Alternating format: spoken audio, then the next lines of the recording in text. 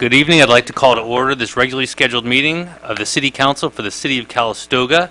It is Tuesday, January 15th at 6:01 p.m. Has this meeting been properly noticed? Yes. Thank you very much. Can we have a roll call, please? Councilmember Williams. Councilmember Lopez Ortega. Here. Councilmember Kraus. Here. Vice Mayor Dunsford. Here. Mayor Canning. Here. Thank you very much. Could you please all stand and join me for a salute to the flag? I pledge allegiance to the flag of the United States of America and to the republic for which it stands, one nation, under God, indivisible, with liberty and justice for all.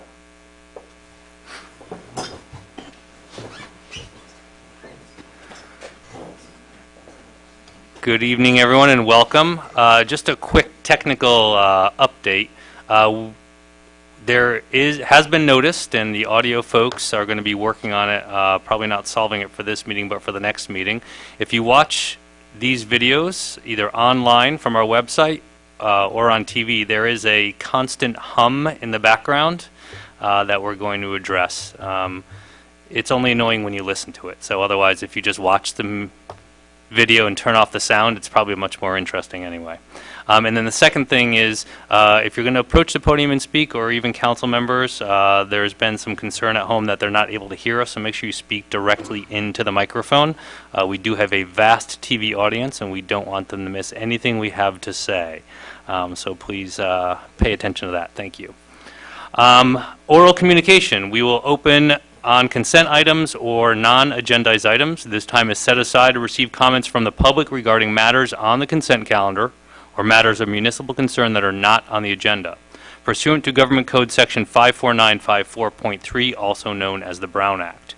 However, the Council cannot consider any issues or take action on any requests during this comment period. Speakers are encouraged to limit their comments to 3 minutes maximum so that all speakers have an opportunity to address the City Council. I do not have any speaker cards, but is there anyone wishing to address the Council under oral communication? Yes, please approach the podium. Should you so choose, but you are not required to share your name and address, and limit your comments to a maximum of 3 minutes. I'll do my best. Thank you. My name is Doug Allen, 224 High Street. I work full-time, my wife works full-time, and we have a 3-year-old daughter. And we know there's a large, but not large enough, part of our community that are in the same position that my family and I are in as working parents. And there's not always a voice in these forums because we are a very, very busy group of people with kids and full-time jobs with both of us. But we love Calistoga. And I think my voice represents a good-sized chunk of Calistogans. So I wanted to share my voice with the council. My family and I decided to make Calistoga our home about 5 years ago, but I got to know this community almost 15 years ago while working at a winery outside of town. As the new council takes shape, I thought it was important to share my views from a part of the community that is not as frequently represented in these meetings, which are working families. I have lots of reason for optimism in this town: new Boys and Girls Club, parks and recreation, community events, and an improved financial position. But I have some concerns about the future of the community. Empty storefronts, lack of housing, especially mid-priced housing for families like that are in my demographic, and quality schools. But I feel the only way for this community to be healthy and strong in another 5, 10, 25, 50, and 100 years is to invest in moderate and sustainable and welcome growth. The answer is not to shut off the valve. That is a recipe for certain decline. My family and I want to be here for 50 plus years, like so many other families before us in Calistoga. I also want to ensure that there's opportunity for other young families to move in and to add value and keep this community lively, young, and relevant. Like with full restaurants, successful businesses, new parks, paved streets, sidewalks. Imagine that. If we had sidewalks we could walk around on that weren't cracked and old, or just any sidewalk within the town. Community events, they're fun. We attend them. We see a lot of you at the community events. The prior council did a lot of things right, and I hope this council will continue to make decisions to build on the recent success that will enable a growing, healthy, vibrant community which also means a healthy balance sheet and tax revenue to support the growth, which I applaud the prior council for accomplishing. Thank you for listening to my thoughts as you begin your new term. Thank you. Thank you very much, Mr. Allen. Appreciate that. Anyone else like to address the council? All right, I will close oral communication and will entertain a motion to adopt this evening's agenda as presented unless a modification is requested. So moved. We have a motion by Councilmember Kraus. We have a second by Councilmember Lopez Ortega. All those in favor? Aye. Aye. Motion carries unanimously. Thank you. Council requests and ideas for discussion. Councilmember Lopez Ortega. Just simple, I just want to wish everybody a happy new year. And let's hope for this year to be a good one for our community. If we all work together, I'm very sure it will be. Thank you. Thank you. Councilmember Williams. I'd like to have two topics for the meeting next time. One would just be an oral report on the water quality, an update on that from either Mr. Feig or Mr. Kern. And second, I'd like to have the council revisit or look at the agenda format for next time, the format of our agendas. Okay. Any direction you'd like to give on that, or just? I'll get more specific on that as I get organized. Yeah. Okay. It's nothing that'll be need urgent action. Okay. Thank you very much. And regarding the water quality, do you just want the latest reports on our water quality statements, or? Yes, that would be fine. Yeah, just an oral report from Mr. Kern and Mr. Feig is fine. Got it. Just an update. Okay. Thank you very much. Councilmember Kraus. Nothing except, gee whiz, it's great when it rains. And we're going to get a lot more tomorrow. I understand it's going to be a pretty serious storm, so everybody be careful, be safe, please. Thank you very much. Vice Mayor Dunsford. Nothing tonight. All right. Two things. I was going to mention the weather as well. Please be mindful. If you're able to, safely, and you notice something blocking some runoff, make sure you attend to that. Otherwise, if it does look significant, please call our Public Works. Obviously, we want to try to avoid... What's that? Or dispatch, sorry, call dispatch, not 911, but the police non-emergency number, so that we can prevent some localized flooding. It is supposed to be a significant storm.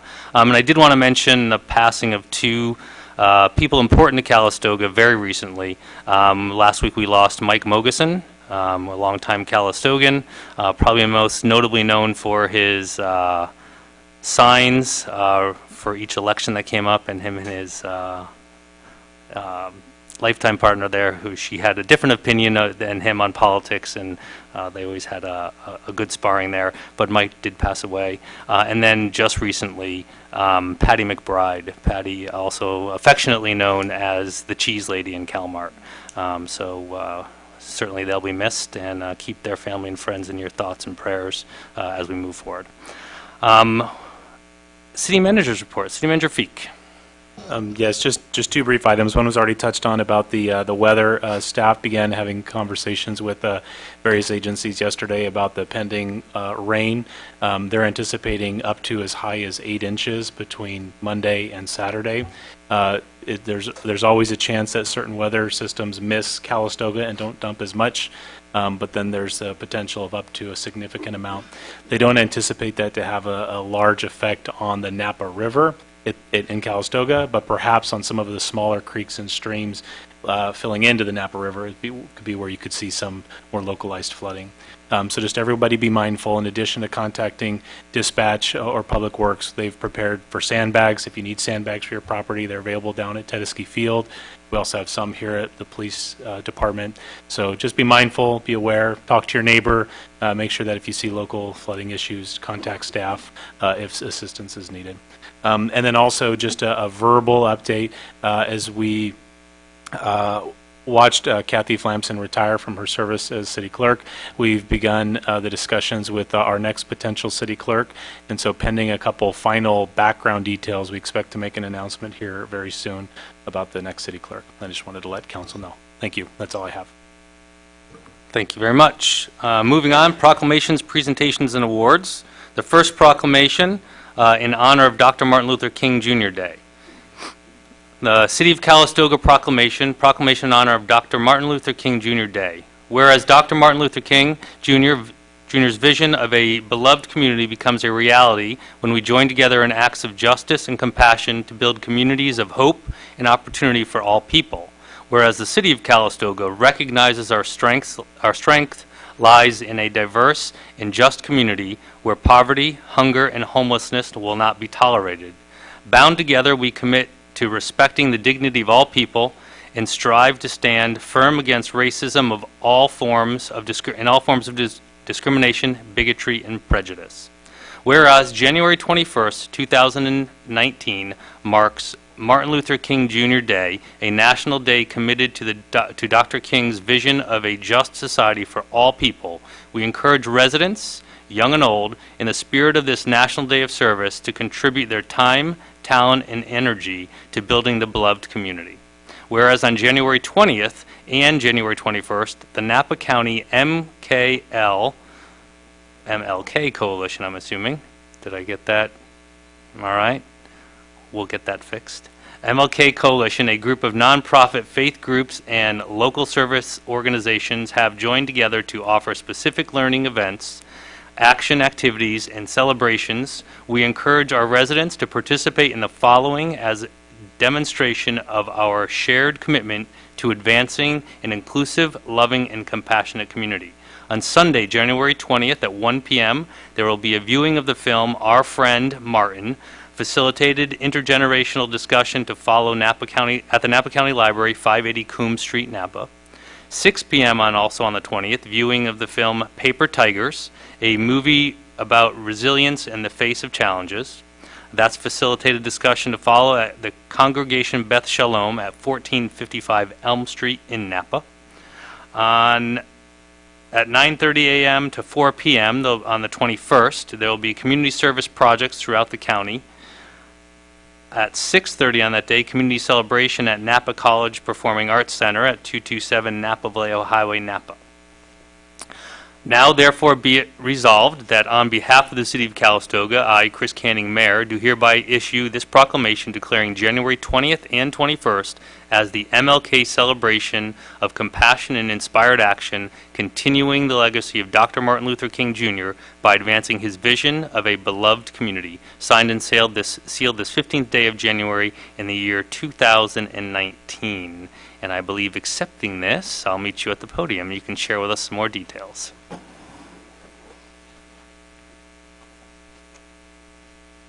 Good evening. I'm Susan Napoliello. I'm the deacon at St. Luke's Episcopal Church here in Calistoga, and I also serve at Grace Church in St. Helena, and I'm a member of the county-wide steering committee for the MLK Day of Compassion and Inspired Action.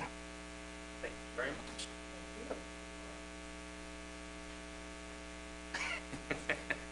That's my fault. That was a typo. I just wanted to say a couple of things. Martin Luther King, I was in college when he was assassinated, and I can just remember throughout most of my adult life being inspired by many of his dreams and visions for communities, for our country. And I participated in a number of Martin Luther King Day activities in the various places where I've lived. So when I came to Calistoga almost 4 years ago, I was looking for what was happening in Calistoga. And after about the first year, I had met Chris and I talked to him, and he said, yeah, we're supportive, but he wasn't sure what was going on. And I wanted to find out if there was some way that we in the Up Valley could link with what was going down in Napa. So I joined the steering committee this year and met with both Chris and the mayor and new mayor of St. Helena, and they were very supportive of having proclamations, but then it was more difficult to sort of find activities and to sponsor them up valley. So I have reached out to the schools and partners with the schools, and we've talked about perhaps having more of a service attitude and opportunities throughout the year rather than pitch for just one time during the year, because the seeds for public service are planted with youth when they're young.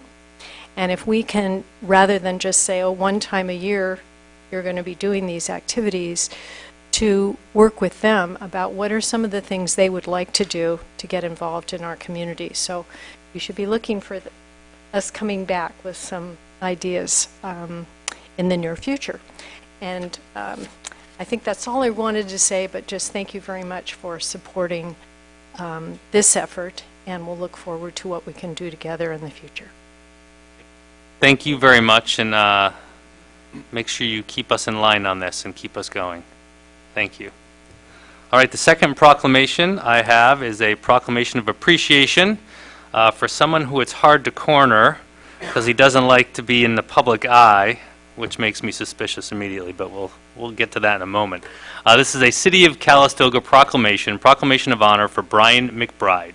Whereas Brian McBride has been an active citizen in Calistoga for many years, and whereas Brian McBride, along with his wife Kathy, are dedicated to their family and community, and whereas Brian has given service to his community by volunteering, I'll put that in parentheses, in many capacities to various nonprofit organizations such as the Rotary Club of Calistoga, and whereas Brian has dedicated many years of selfless service as a basketball coach for teams at the Calistoga Elementary and high schools, and whereas in 2015, Brian McBride volunteered, that's where I should really put the parentheses, to be the City of Calistoga representative on the Measure A Financial Advisory Oversight Committee and has continued on the committee through its fruition. Now therefore be it resolved that on behalf of the City of Calistoga, I, Chris Canning, Mayor, do hereby issue this proclamation honoring Brian McBride for his dedicated service to the Measure A Financial Oversight Committee and for his continued service to our community. Signed and sealed this 15th day of January in the year 2019. And Brian, if you'll come up to the podium, I have a few clarifying comments. While all of the other volunteer work, Brian certainly has served the community at his own willingness. I will say to be on the Measure A Oversight Committee as the citizen representative for the City of Calistoga, he did volunteer after quite a bit of encouragement, and exactly, maybe some threats of increased property tax if you didn't do it, maybe a beer at Hydro now and then, but in all seriousness, it's an important oversight committee. It oversaw the funds that were raised for the flood control project, and Brian was our representative championing the causes for Calistoga, as well as making sure that the funds that were generated during this process were used for appropriate measures and means. Brian has served remarkably on that. He has been a very good voice for Calistoga, and never once did he complain about the drive down and back to the lovely city of Napa. But in all sincerity, Brian, thank you very much, not just for serving on Measure A, but also for everything else you've done for the City of Calistoga over the years. But this does not, by any stretch of the imagination, get you off the hook. If anything, it just proved your capability and capacity. So we will be signing you up for a few other things, one of which I've already spoken to you about that I know you're still considering. So thank you very much, Brian. Thanks, Brian.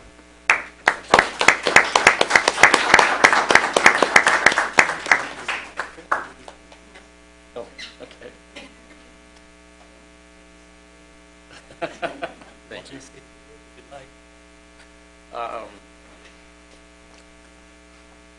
Thank you. That works. That works. Thanks, Brian. And Kathy, thank you for lending him to us as he had to drive up and down the valley. Well, that's true. Thanks, guys. All right, I will entertain a motion on the consent calendar as presented unless anyone requests pulling an item. I'd like to pull number 4. Number 4. All right, I'll entertain a motion on the consent calendar excluding item number 4. So moved. Second. We have a motion by Councilmember Kraus. We have a second by Vice Mayor Dunsford. All those in favor? Aye. Any opposed? All right. Councilmember Williams, item number 4. This is, hang on one second, consideration of a report of the annual review of development agreement for the Calistoga Hills project. The recommended action this evening is to accept the report as presented. Your question, sir. Yes, I have one reservation. See, this asks us to sign off on a compliance evaluation form. I'm looking at page 7, item C, on off-site infrastructure improvements completed. Down at the end of Pine Street, the lift station, residents still have some concern about an occasional odor there. And it's not apparent at the moment in the winter, but in the summer there was some odor. As I was going around during this campaign, one resident said he spoke real vehemently about it, and then I checked with him. He said, "Nah, it's probably fine." Another neighbor who had spoken about it said it's still an issue for them. So I'd be concerned about signing off on this before we're sure that that odor is addressed. Unfortunately, it's not apparent now in the cold weather, but in the heat, there's a concern. Okay. Director Kern, how are you today? Could you share with us any information you have on that particular matter regarding the lift station at the end of Pine Street? And welcome back, by the way. Happy New Year. Good evening, Mike Kern, Public Works Department. It was probably not this last summer, but the summer before, we received numerous complaints. We met with the residents out there. I think you were part of that brigade and platoon, and the city manager. One of the things that we have done is installed some, I guess I'll call them large rubber mats over the vault lids to, I guess, sequester the odors that are generated within that.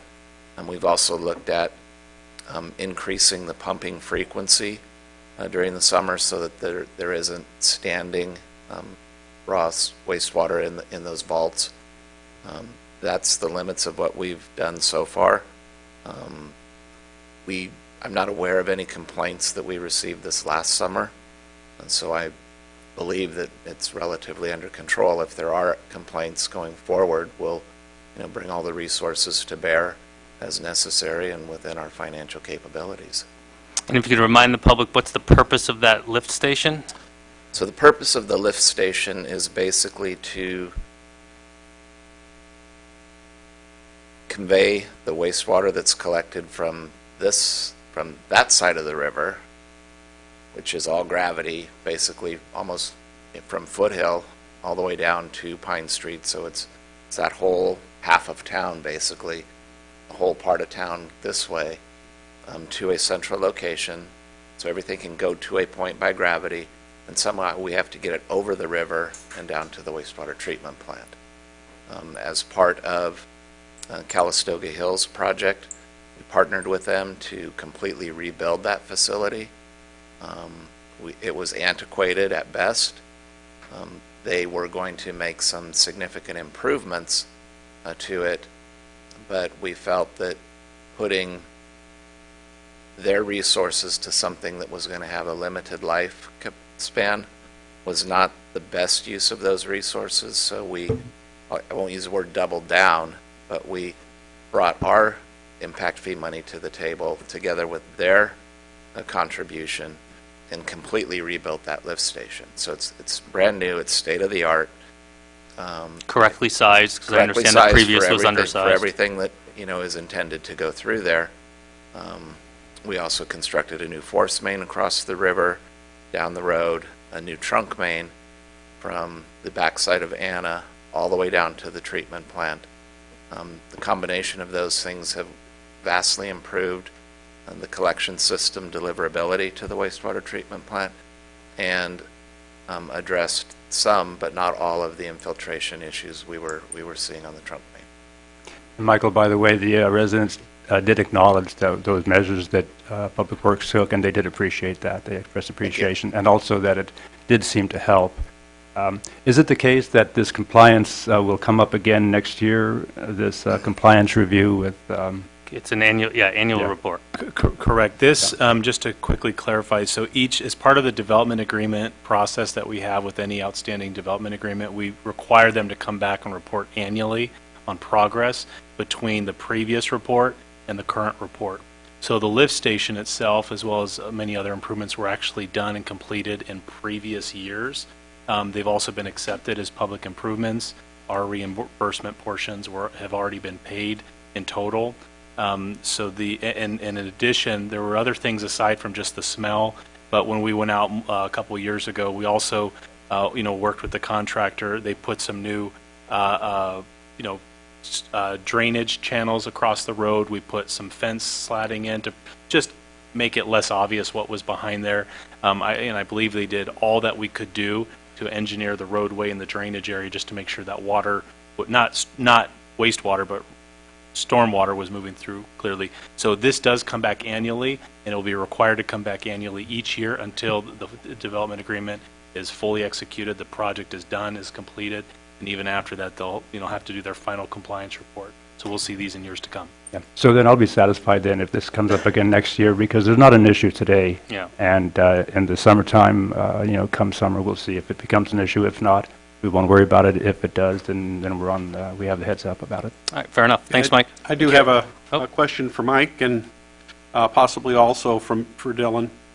From the discussion that you have had with regard to this item, the lift station was correctly designed to the latest standards that were available at the time? It was, yes, that's my understanding, excuse me. Okay, and the facility was inspected during the course of the construction and at the completion of the construction and determined to be in compliance with specifications? Yes. So the concern about the odor isn't a problem for Calistoga Hills. It's inherent in the type of facility that we have there. I would say that's a fair statement. Okay. So there's no reason to review the condition of the wastewater lift station with relationship to the Calistoga Hills project in the future, since they're not responsible for any odors. I think going back to one of your statements or Dylan's statement, that the project was completed and accepted by the city. Once we accept it, it is ours to operate and maintain. Okay, And that comes with the good and the bad. understand it. Okay, thank you. So, and as we addressed 2 years ago, obviously any complaints any resident has relative to this facility, please let us know. Again, we can't fix it if we don't know it's broken, but the issues of 2 years ago were quite significant, and I know it's dramatically improved. So thank you very much, Mike. Thank you. All right, unless there's any further discussion in the public on this matter?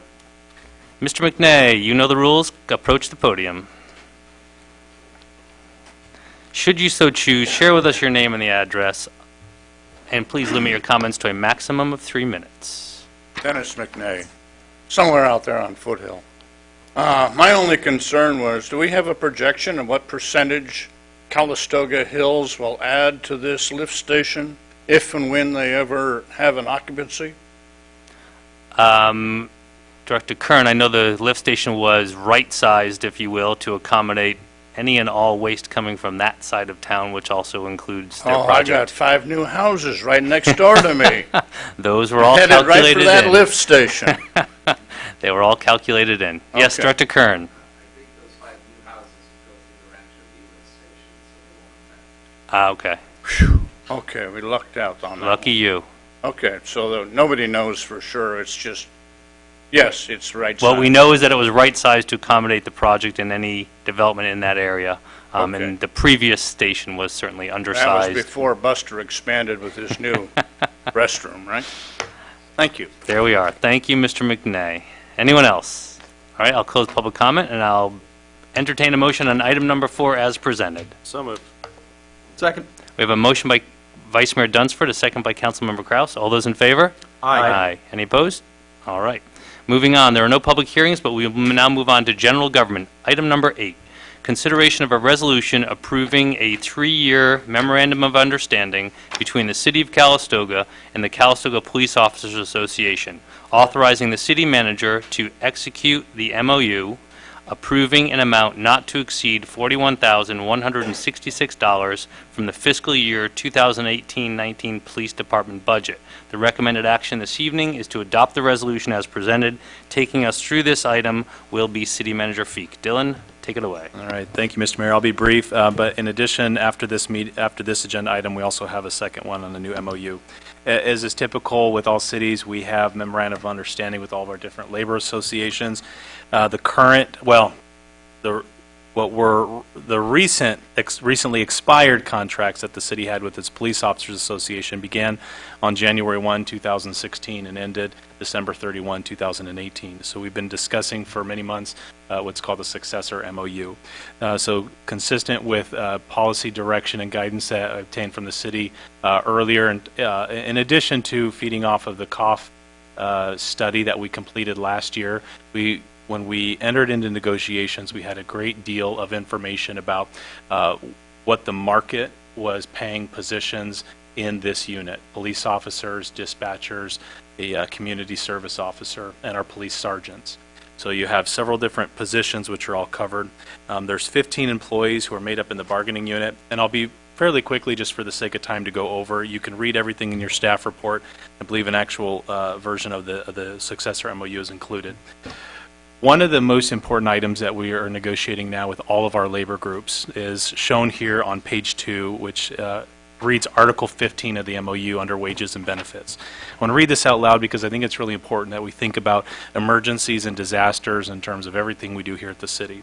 The Police Officers Association, as well as next up, Fire, mutually agreed that the City of Calistoga may have limited financial ability to pay future salary increases, and such ability is entirely dependent upon economic conditions that prevail in the community, financial impacts related to critical emergency responses, and legislative actions of the State of California. Recognizing that approximately 2/3 of the general fund revenue received by the city is a result of transient occupancy tax collections, and that these tax revenues are critically influenced by emergency situations, including wildfire, flood, or other major disaster, the following is applied. During the term of this agreement, in the event there's a 10% decline in city transient occupancy tax revenue, or should the city be required to exceed 10% of the general fund expenditure budget, including the CIP expenditures, on emergency responses related to a major disaster, any remaining subsequent salary increase may be suspended or canceled following a city council declared emergency. In the event of salary increase cancellation, CPOA shall have the option to reopen negotiations on salary only. So it was a very important and distinctive concession, an item that we asked our labor groups to approve, and they have. They understand the situation that Calistoga went through, and if we're looking, we're approving 3-year contracts with increases in years to come, not knowing what emergencies could arise. They agreed to this language, which essentially gives the city an ability to hit the pause button and freeze under an emergency on future pay raises, and make sure that even in the event of a natural disaster emergency, we're still also managing the city's financial condition. Just as a point of clarification of the subset, the third sentence down, you meant to say expenditure budget excluding capital improvements, correct? If I misread that, correct. You said including. That It makes a says point of difference. excluding capital improvements. Our capital All right. improvements are very cyclical. We Just want to exclude make that sure you didn't number. have a different version than we do. Thank you for clarifying. You are All right. correct. Let the record show. When looking at the increases, the COLAs, cost of living adjustments that the employees would be receiving, we have placed in their items A, A1, and A2. So starting January 1, 2019, bargaining unit salaries would be increased by 4%. When we looked at the COF study and where our positions were at related to the market, all of our positions in police were about 1% below market. So when we went in with a goal of increasing up to 3% of a COLA, which, looking at all the comparator cities, everybody has moved up anywhere from 3 to 5%. I believe the average was 5.1 for some of these positions. So we're recommending a 4% increase to make sure that our police officer positions, our police sergeant positions, and our dispatcher positions always stay right at that market median. So when we compare to the 10 other cities in the COF study, we're always right there at the market median. The term would be from January 1, 2019 through December 31, 2021. We have some clarification items, like on vacation leave. We just change it from hours to day, change it to hours from what it was previously days. Holidays, it's a lot of clarifying language. The employees requested that the stipend for uniforms would be increased slightly. The cost of uniforms have gone up in the last several years, and this was appropriately requested, we believed. Under item 6, the educational incentive found on page 3, one of the items that has been requested, when we recruit officers, we have typically paid the education incentive only if they are pursuing a secondary education while employed here at the City of Calistoga, but we also want to recruit educated employees also. A decision was made, and this was a debatable topic of for a couple of years with the city and the association. It's my recommendation that we would change that and say whether you're pursuing a degree while you're employed here, or if we're able to recruit you with a degree in a profession-related background, that you're eligible to receive that incentive pay also. And regardless, the maximum amount of these incentives you can receive is up to a 5% total. I'm just looking through, and I see a few additional cleanup items. I want to speak specifically to the financial impact. When we look at the impact on the fiscal year wages for this current fiscal year, which is only about a half of the fiscal year, it's $41,166 for the CPOA, and that's through the remainder of this fiscal year. When you look at the next full fiscal year, it's about a $145,000, $200 impact. And that's assuming we're fully staffed with all of our positions full. Then when you look at fiscal year 2020-21, about a $98,569 impact. You can see several of the other impacts associated with uniforms and equipment. The last fiscal year of the contract, which is a half year, would be $41,674. We did anticipate these labor negotiations as part of our budget. So the budget you approved back in June of 2018 included salary adjustments for the positions. There might be a couple small onesie-twosie items like perhaps the education incentive. We may have to come back for a mid-year adjustment just to true up. But as far as the cost of living adjustments and implementing the impacts of the cost study, we did anticipate those in the budget process. That is the overview of the item before you. This contract has been taken to the Police Officers Association. It's been voted on. It's been signed off on.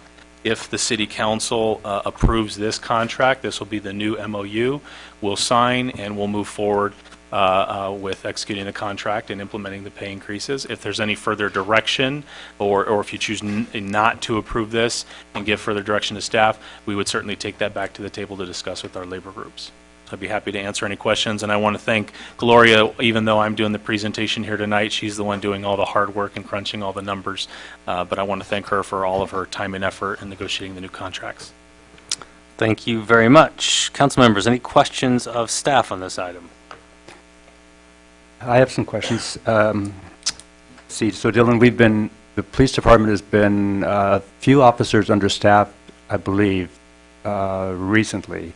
And is it the hope or expectation that this increase in compensation will lead to a full staffing in the department? Yes, we're very hopeful and optimistic. Even when we were competitive before, in years past, staffing is always a challenge. One of our primary concerns is that if we aren't at that market median, then we are going to fall behind. Employees will leave to work for another agency which pays more.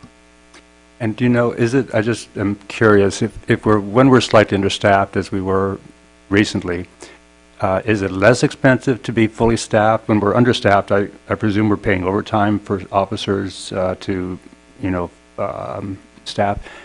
Is it less expensive to be completely staffed, or will we be saving a little bit because we're not paying overtime to officers who have to fill in the gaps? We have a minimum shift coverage that we provide. So we always have 2 sworn officers on duty at all times. What happens when we are understaffed, that means we don't have enough bodies, we have to bring in another body. Either that's an existing employee for the city who's working overtime, or we bring in someone from a different agency to cover under a mutual aid arrangement, and we would reimburse them that cost. It also has an effect where if all the employees are receiving a lot of overtime, they're also not able to take vacations. They're accruing more and more vacation leave, unable to use it. There is this ripple effect. We want to have proper balance. And for many years, the chief, we want 8 officer positions. That's the goal. And when we're at 50% staffing like we are now, it's just very challenging. And so we always want to maintain competitive wages for these kinds of positions, which also take anywhere from 4 to 6 months to go through backgrounds and bring on a new body if we have someone interested. It happens where we are looking at someone, and even before we can get through a background, they get snatched up from another agency. So we also try to be very quick in recruiting new employees. Just have a couple other questions. Sure, absolutely. And I presume, let's see, the pension obligation for the city will be increased slightly as a result of these changes, and those increases have been accounted for in the budgeting? Yes, PERS and our actuarial assumptions always include a 3% increase in wages each year. And so we try and stay close to in line with that 3%. Additionally, the impacts are different for our classic plan versus our newer employee plan. Many of our officers in the department are newer employees, part of PEPRA, the Pension Reform Act. So the cost to employ them from a pension perspective is far less than the classic employees. And we've been able, thanks a lot to the work done by our Finance Committee, to pay against our unfunded liability, and our percentage of unfunded liability relative to our overall pay is, we're in a far, far better situation than a lot of cities throughout California as a whole, but even the counties as itself. Thank you. And then on that education, I'm sorry I didn't gather, is it are any education courses applicable to the salary adjustment, salary enhancement, or must they be courses in a specific discipline? It's a specific discipline, and you actually have to have a degree. So the way the language reads is current employees, new hires must have a degree in a field that's related. In order to be a qualifying educational degree, an associate's or bachelor's or master's must be related to the work of the employee's position, career development, or occupation in such fashion as will offer substantial benefit to the city and must have been conferred by a college or university accredited, yada, yada. So it's very important. We're not talking as an associate of arts, talking criminal justice, something that is applicable to what job they do here at the city. Thank you. And one last question. I'm on the page 31, and this is the schedule, the salary schedule, Appendix A. And just for my information, there are different steps, 5 steps there for the officers. How does an officer advance from step 1 to step 2? Is it a function of time, or how does one advance? It's a combination. It's a great question. It's a combination of time and have they met criteria for an increase. So when they're hired, that's the anniversary date. And so let's just pick January 1. On the following January 1, they're eligible to move up to the next step if they've successfully completed that year and a performance evaluation. So we have a criteria that we evaluate all of our employees on, and if they meets expectations up to and exceeds expectations, they're awarded an increase in a step to the next level. There have been cases where an employee did not meet those expectations, so therefore they're not eligible for a step increase and they stay at their current step. So it's kind of a way that we, equally and fairly set expectations for pay increases in the future. And then a cost of living adjustment, a COLA, would be where we take the range, everything, and move the whole range up because the cost of living is changing. So that's different than the steps. But that's how an employee would do it. It's based on, when their date of hire was, how long they've been there, at least a year, and now they're eligible for an increase. And that brings me to the very last question. The numbers associated with the range on that same schedule, I don't know what the numbers mean. 29, 31, 36. Police officer on a range 29, corporal 31, and so on. When we do the range starts probably a little lower than 19 and goes up as high as 75. And that range, the numbers are basically 2.5 percentage points apart. That's all they are. And when we do a compensation study, we decide which range that position should be in, and which range it should be in is relative to where it fits with all the other cities.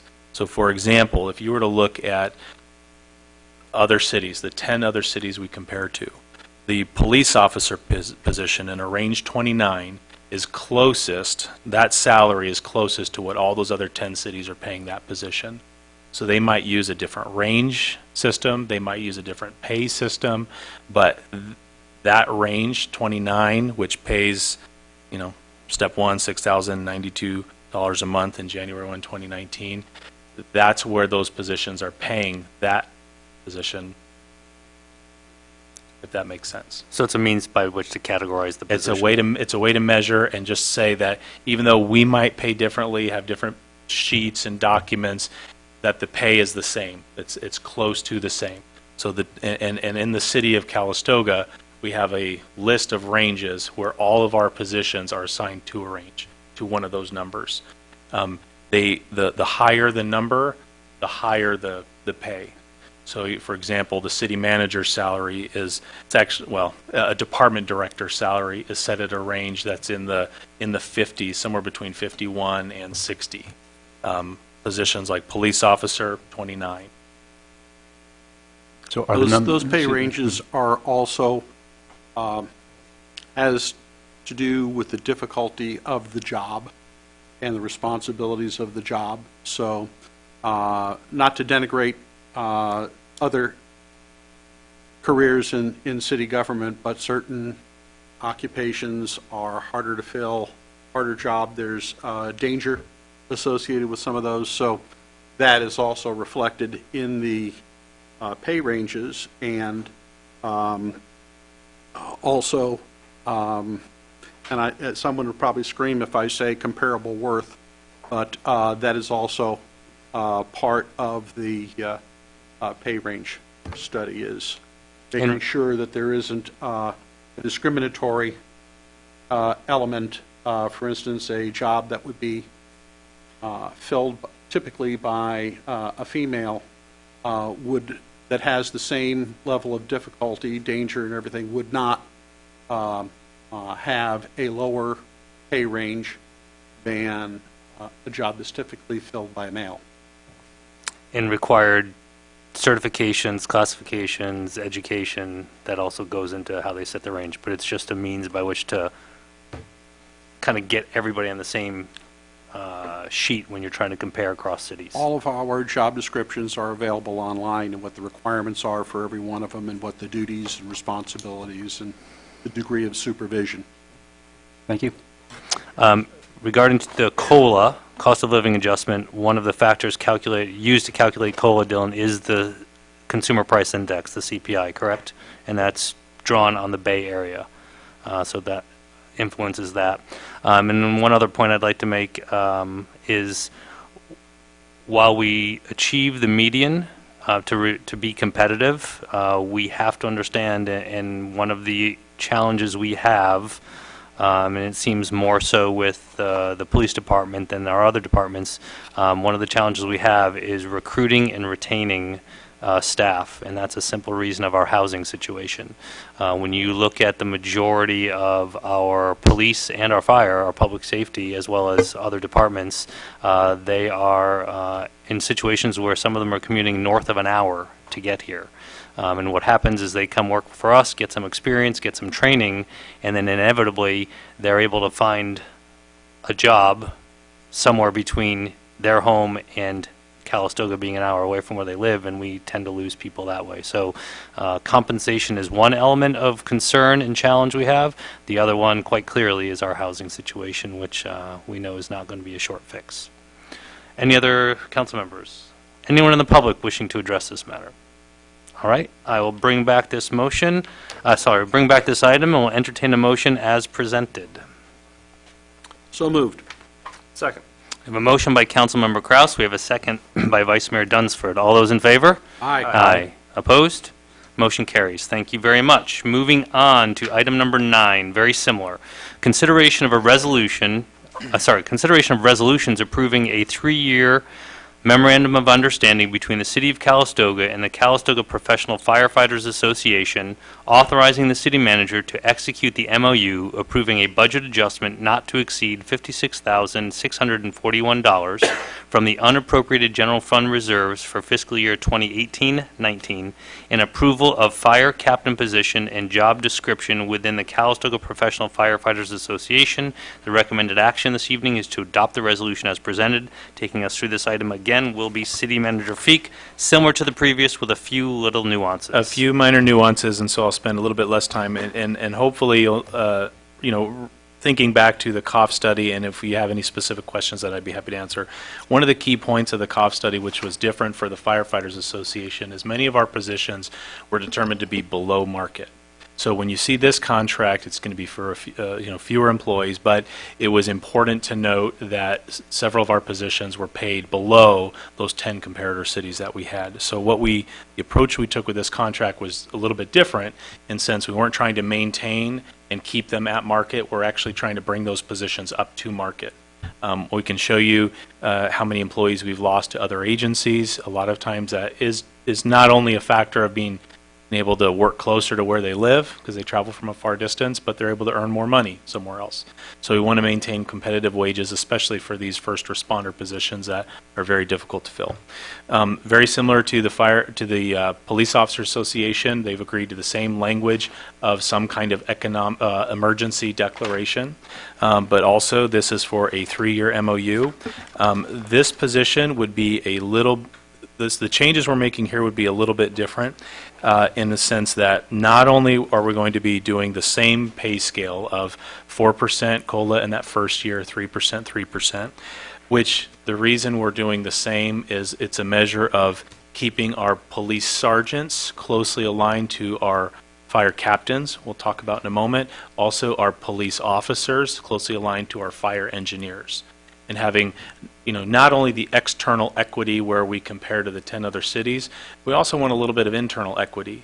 It's tough job requirements to be an officer, just like a fire engineer. Lots of training, lots of education, high workplace demands, and we're trying to keep some kind of comparison between the two groups. Effective January 1, 2019, currently before I read this item, what we're trying to do with the positions is also adjust the rank and how we organize positions within the department. Currently, we have 3 full-time fire engineers and we have 3 full-time firefighter positions. Those fire engineers, when they go out on strike teams, when they work and lead small work groups right now, they function a lot like fire captains in other agencies. And one of the constant discussion points has been, when should the City of Calistoga call these positions fire captains and require that they have the certifications, pass the tests, and actually function like a fire captain would in an organization. This contract, this MOU, would recognize that the fire captain is a position within the City of Calistoga. The current employees would have an opportunity to promote to that position. It does not mean we're creating 3 new positions. It's just that now it's a classification within the department. Provided they meet the minimum qualifications and testing process as described in the job description. The fire captain position does not add, as I mentioned, and it's also not included currently in the fiscal year 2019 budget. So should an employee be promoted to of the fire captain position, we'll need to make a minor budget adjustment. When you look at your attachments in your agenda packet, let me just look, it's here at the back. It's attachment 4 under page 33. You can actually see the new job description which we would implement. So the fire captain, not all firefighters are alike. They all have different levels of training, different levels of certification. They all do different jobs when they respond to a call. The fire captain is important. Think of it like a team lead or the supervisor of the unit as they respond to a call. Under general direction of the fire chief, they plan, organize, oversee, coordinate, and review the work of all staff performing their firefighting operations. You can see the different examples of job functions, and I won't go over the several pages of the job description. But one of the important discussion points for many years has been, when are we going to implement this job class within the city? Now would be the time to do that. Effective January 1, there's 3 current fire engineers who are currently at a step range of placed. Gloria, excuse me, are they currently at 34? Okay, they're currently at a step 34. Because we're trying to implement these new classifications, we're kind of pegging our positions once we do that to a different scale. So the fire engineer position will actually go from a 34 down to a 32 when a fire captain position is placed a little bit above that. That makes sense. There's concern that if these existing fire engineers don't test and don't become fire captains, they're going to be basically Y-rated at their current rate of pay, which is going to be 2 steps above what the new rate of pay would be. So we've tried to incentivize them and offer something where it's possible that they don't become a captain, and we're going to basically freeze their pay what it's at. So we've in the contract, they would receive a one-time bonus equal to 4% of their base pay because they wouldn't be eligible for that 4% COLA. If that makes sense. So rather than giving them a cost of living adjustment, they're just getting a one-time lump sum COLA because they don't get that. A one-time lump sum bonus because they don't get that COLA. A couple other items that we've just tried to clear up in the contract. So one of them, under Article 10, which is page 2, it allows our firefighters to sell back accrued and unused vacation leave. This is something that is done in our miscellaneous and unrepresented employees, also for department directors. Our firefighters work shifts. They work a lot of shifts, and many times they go out for, whether it's a strike team, whether it's just maintaining our minimum staffing that's needed, and they're unable to take vacation leave. So their vacation leave builds up, and either they have to take it all at once, and then we have to backfill with overtime, or they have to lose it. You don't accrue more once you get to a certain point. So some of our firefighters have asked if they could sell it back, similar to some of the other employees, which I didn't have any concern with. One of the things we tried to do was bring some equity across all the different bargaining groups. Article 22 of the MOU, this is a very important item. In past MOUs between the city and the Firefighters Association, there was what we believe to be a clerical error made when we listed out the pension formula. If you look at page 3 of your staff report, Article 22 read that the formula provided for safety employees was 2.7% at age 57. And it's been that way since early 2013. That was a clerical error that was made when months prior to that, when the new pension reform law took effect, we entered into contracts with CalPERS to provide a pension formula at 2.0%, a flat 2% at 57. And believe it or not, this error wasn't found until a police officer contacted the city and said, hey, why the discrepancy here? We've always been under contract with CalPERS to provide a 2.0% formula at age 57 for our firefighters. That's what all of our actuarial reports have been. That's how we calculate all of our benefit calculations, our budgets. But there was an actual discrepancy because the number in that MOU was 2.7.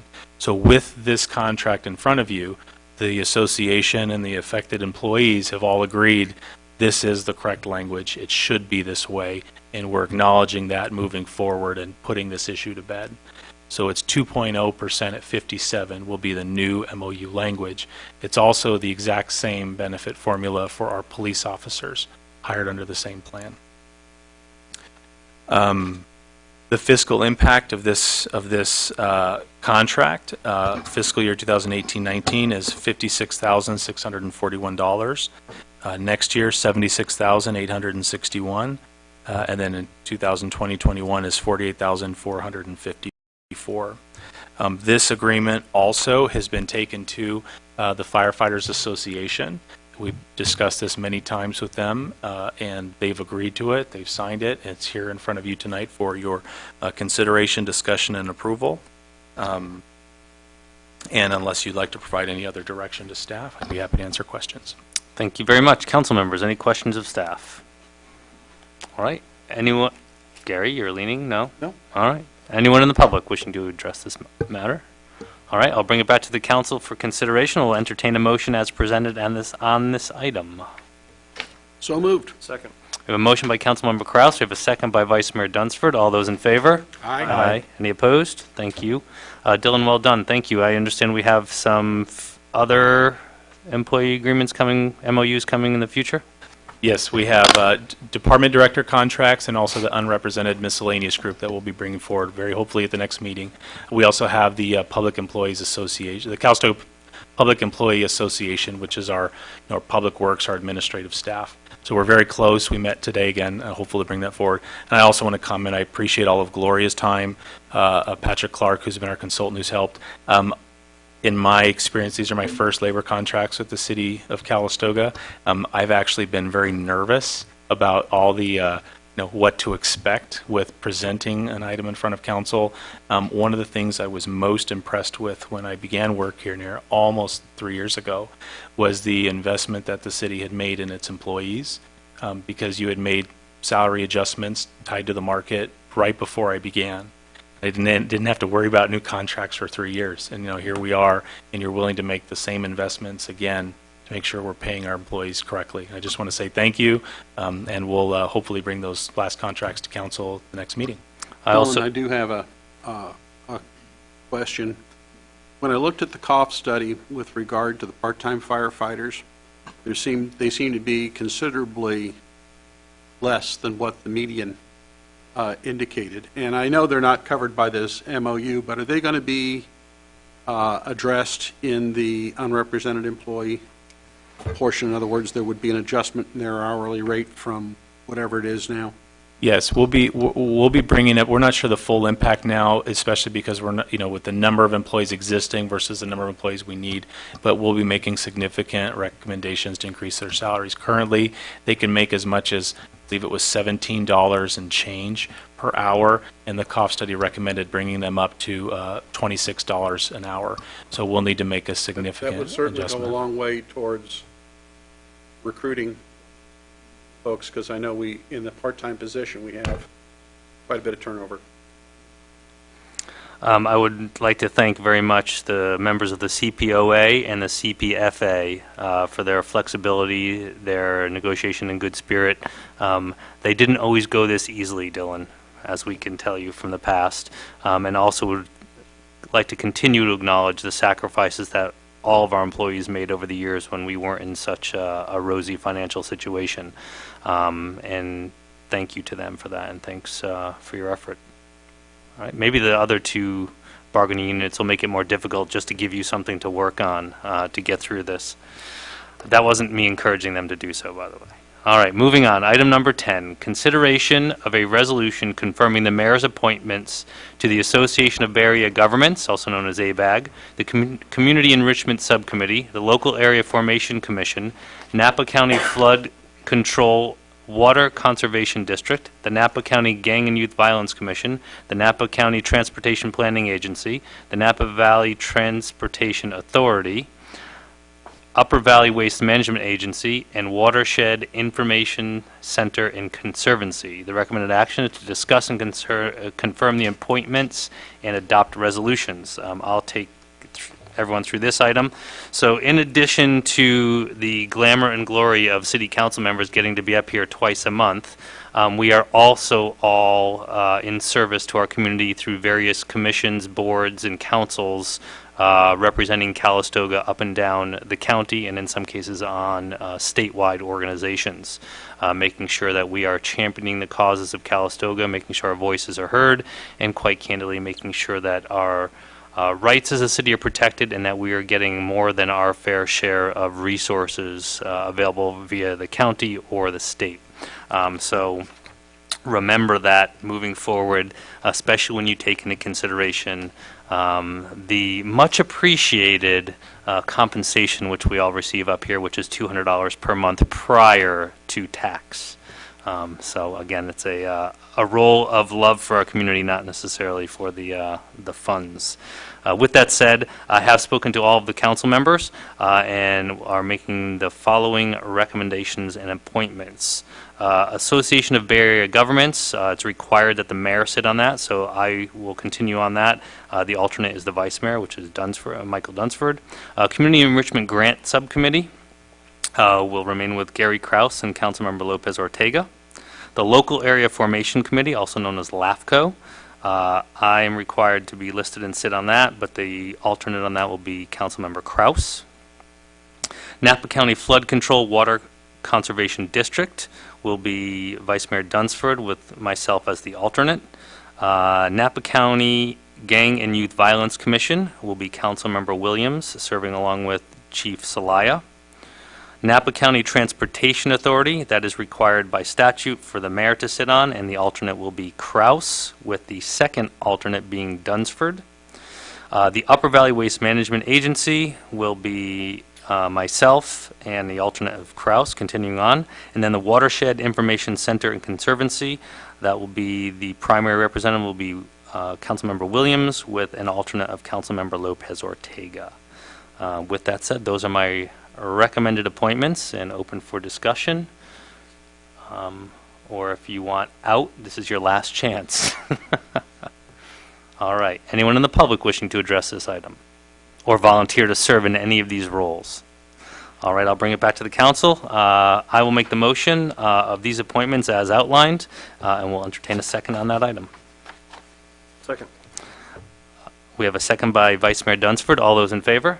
Aye. Aye. Any opposed? All right, motion carries unanimously. Thank you very much. Moving on to item number 11. Presentation of the Audited Comprehensive Annual Financial Report, also known as the CAFRA, for fiscal year 2017-2018 by Michael O'Connor, CPA from R.J. Riccardi Incorporated. The recommended action is to receive and file the report. Michael, welcome back. Taking us through this item to kick us off, I believe, will be Gloria Leone. Gloria, Yes, welcome. Just a short summary. Thank you, Mayor and council members. So as you know, once a year I come forth with you with the audited summary report of the financial transactions of the city ending June 30th. And the format of the report complies with the generally accepted accounting principles known as GAAP and reporting requirements of the National Governmental Accounting Standards Boards. Again, like you said, Mr. O'Connor from R.J. Riccardi has audited the City of Calistoga's financial statements, and he's going to be presenting to you, and briefly, some of those financials. I do want to let you know that there are some handouts in the back, because he normally goes through the beginning part of the CAFR, so if anybody wants to follow along as he's making his notations. And when he is completed, I will do a short PowerPoint presentation on some highlights of what happened this year. Thank you very much. Mr. O'Connor, welcome back to Calistoga. Thank you, Honorable Mayor and Gloria. Good evening, all members of the City Council. So I'm here to present the comprehensive annual financial report for the City of Calistoga, and we'll go through just a very brief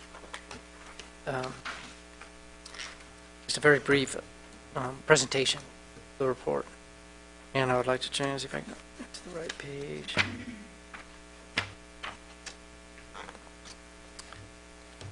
So there are actually two reports that I have. One is not only the CAFR, there is a management report as well. I'm just pointing that out. That way, so they both are issued. during the course of the audit or at the end of the course of the audit. The first in the CAFR, I'd like you to turn to page 1 of the financial section.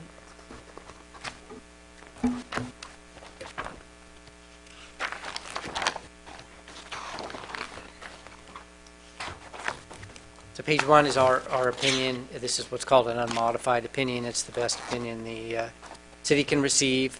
There were no modifications or issues. Everything was done in compliance with professional standards. So this is the best you can receive. It is on our letterhead. We do work for the city council, and our contact information is on this letterhead. If you ever had questions of myself or anybody at the CPA firm I work for, feel free to contact us at any time. Next, I'd like to turn to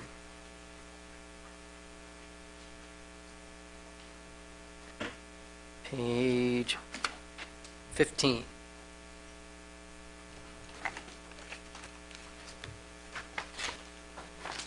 And feel free to interrupt me if you have questions at any time. Page 15, I just wanted to point out at the bottom, the last line on this page, you have two types of activities, governmental activities and business type activities. Business type activities are your water and sewer, where they charge an actual fee to the customers. Your governmental activities has, $31 million net position, and your business type activities have $18.5 million in net position. So that is your assets less your liabilities. At this date, a snapshot at June 30th. This page is also, and the next page, 16, they were prepared on the full accrual basis as if you were a for-profit corporation. I would also like to note this year a new GASB that was implemented. Gloria worked very hard on this as well as putting this report together. She works extremely hard in getting all this information together in the course of the audit. So very, very tiresome work that she does. So under the liability, non-current liability section, it's the third section from the bottom. You're reporting $2.3 million in what's called other post-employment benefits. This is a new liability that the city had to put on this year, and this is basically for retiree health. People who retire from the city have their health premiums paid based on the city's program. And right above it, you have the net pension liability, which is the underfunded portion of your PERS retirement account. And that's approximately $10.5 million. Excuse me, Mr. O'Connor, where are you again now, please? What's that? Where are you again? What page? Page 15. Okay, thank you. Sure. Anyway, I just wanted to post out, just tell you that the retiree health liability is now being recognized by the city, and with the city's net position, they've weathered it better than most government agencies. Next, I'd like to turn to page 16.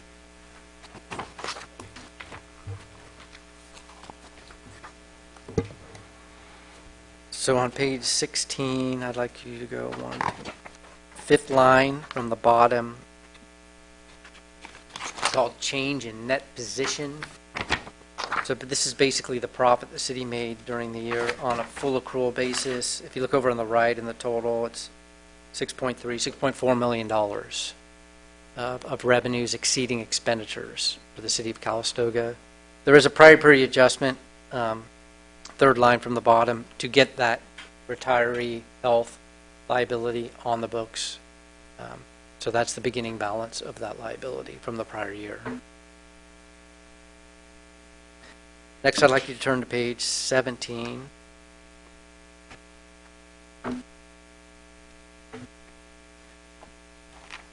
Page 17, you have from the second line from the bottom under total fund balances, it just lists the fund balances for each of these funds.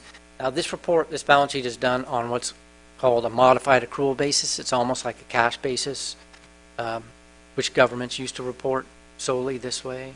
Until a number of years ago, almost 20 years ago, they had to start reporting the full accrual statements as well.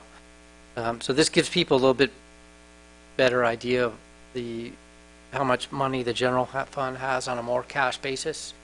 So as you can see, you have almost $8.3 million in fund balance for the general fund. And then you just go across. The total fund balances are 16, almost 17 million total for governmental activities.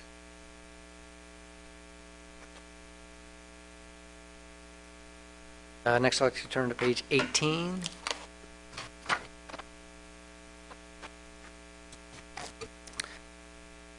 So page 18 is your statement of revenues and expenditures and changes in fund balance for your governmental funds, again, on a modified accrual basis, closer to a cash basis.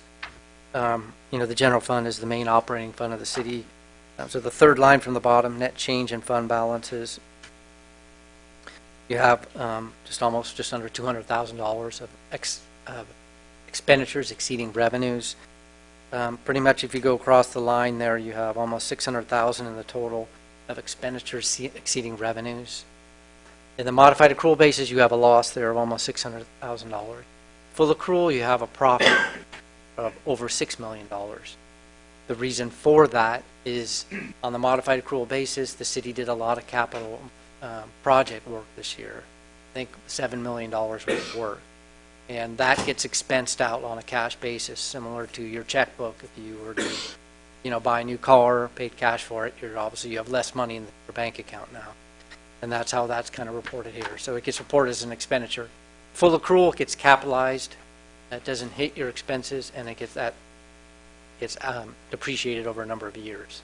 So it gets allocated over a number of years. So that's why there's a difference there. Exactly, yes. All right. So that's all I wanted to point out in the CAFR. So you have questions. You talked about our unfunded, and this isn't necessarily a question for you as it is for either Gloria or Dylan. You talked about unfunded after employment or post-retirement benefits with relationship to health insurance. And I seem to recall that for new employees, we removed the provision where we, after, I think it was 20 years or something like that, that the city continued employee-only health insurance benefits until they went on to Medicare. So I wonder how we get such a big number. We have so few employees, and the fact that they're reaching the elderly age every year. It probably would be easiest if we followed up with the staff report on what that number is and how it's calculated. Okay, that'd be fine. In a nutshell, at the simplest version, cities weren't required prior to this year to report. And now we're required. It's a new standard, just like we've done with pensions in recent years. You got to show it on your primary financial statements. It's an expense. It's going to hit you. Be upfront about it. And now they're implementing the change to include these other post-employment benefits. We actually don't provide other OPEB benefits in the same way that many cities do. New employees aren't subject to them. There's these gap periods. Also in this number, there are costs associated to this number that we don't actually have to pay, but they're costs that are paid, whether it's through Medicare or some other service, but it's still a cost that you identify. So I think for the easiest answer tonight, now we have to show them in our report, so it's just a number we're showing here when before we used to show it much further down the line in the CAFR. And I'll provide a follow-up, especially to the Finance Committee, on what that number is, how it's calculated, what it means. Yeah, because as I recall, we have maybe 4 employees that upon retirement would receive health benefits until they hit Medicare age. So, and I know that several of them are in their 50s right now. So. Right, and we have to account for those costs for decades to come. We also have existing retirees, which they've already retired and they're still receiving certain benefits. They're not the same kind of benefits that you would get in other organizations, but they still receive them, so we still have to show them on the books. Okay. Council members, any other questions? Yes, Yeah, Don? Yes, I do have a couple questions. Mr. O'Connor, let's see, I'm on page 12 in the report, and addressing the topic of pensions again, and it says the city continues to set aside $500,000 per year to address the net pension liability amount. And where would I find that? Where would I find that in one of these revenue and expense statements? The amount of money that's set aside? It says here the city continues to set aside $500,000 per year. I'm on the middle of page 12. The last under the section General Fund Budgetary Highlights. So currently, that money is set aside in the general fund. Yes. Just because currently we don't, some cities have a particular special revenue fund for that. Sure. But we have not set that up. So currently, the money just sits in the general fund reserve balances, that money that were set aside. However, we paid CalPERS $1.8 million 2 years ago, and this past year we paid $1 million out of that money that had been set aside. Is the set aside considered an expense in the revenue and expense statements? No. It's part of our fund balance reserve. Okay. So we as a council gave direction, how many years ago was this, where we said, 2 years ago, where we would set a minimum annually of 500,000, and as Gloria mentioned, we've been able to, in the last 2 years, to exceed that. But moving forward, from that point through today, the direction is to set aside the $500,000, understanding that if crisis were to happen, situation were to occur, that's not a burdened amount, and that could be applied, because it does sit in the general fund, could be applied to something else. Then I have a question. There's a term I had never seen before, the Board of Directors of the Calistoga Public Facilities Corporation, and I don't know what that is. That's our very exciting meeting that happens twice a year for 5 minutes. Correct. One of the ways... You're now a board member on that, Don. Yeah, you are a board member and you have obligations and duties that you don't know about. Basically, the way that cities must issue what are called certificates of participation, it's a way we issue bonds. You do that through the state requires it to be done through a certain way, if you're not going to do general obligation debt. We don't like doing general obligation debt. We like to just commit, hey, we'll pay it off, trust us, here's how we're going to pay it off, rather than say you have a right to come and take our hotel taxes, property taxes, whatever they are. It's very different. So the Public Facilities Corporation is made up of 5 board members, your elected officials here. We have a meeting twice a year. In the event we need to issue debt, that's one of the discussion items I have. That's the only purpose of the Calistoga Public Facilities Corporation. Thank you. So this is a really formidable report, and my compliments to you folks for assembling all this data. It's tough slogging through it. It takes us a couple of months to get it all together between Michael and myself. I just wanted to give you a short PowerPoint presentation and give you some of the highlights of the report. I do have a couple more questions, too. Okay. Yeah. Do you want to ask me now, or do you want to wait till I do this? Is it specific to the CAFRA, or is it financials in general? Yes, specific to this CAFRA? report. Okay. Yeah. Go ahead. Yeah. So, it's hard to follow all the numbers here and there, so I just picked out random, just checking. So I'm on page 21 and 22.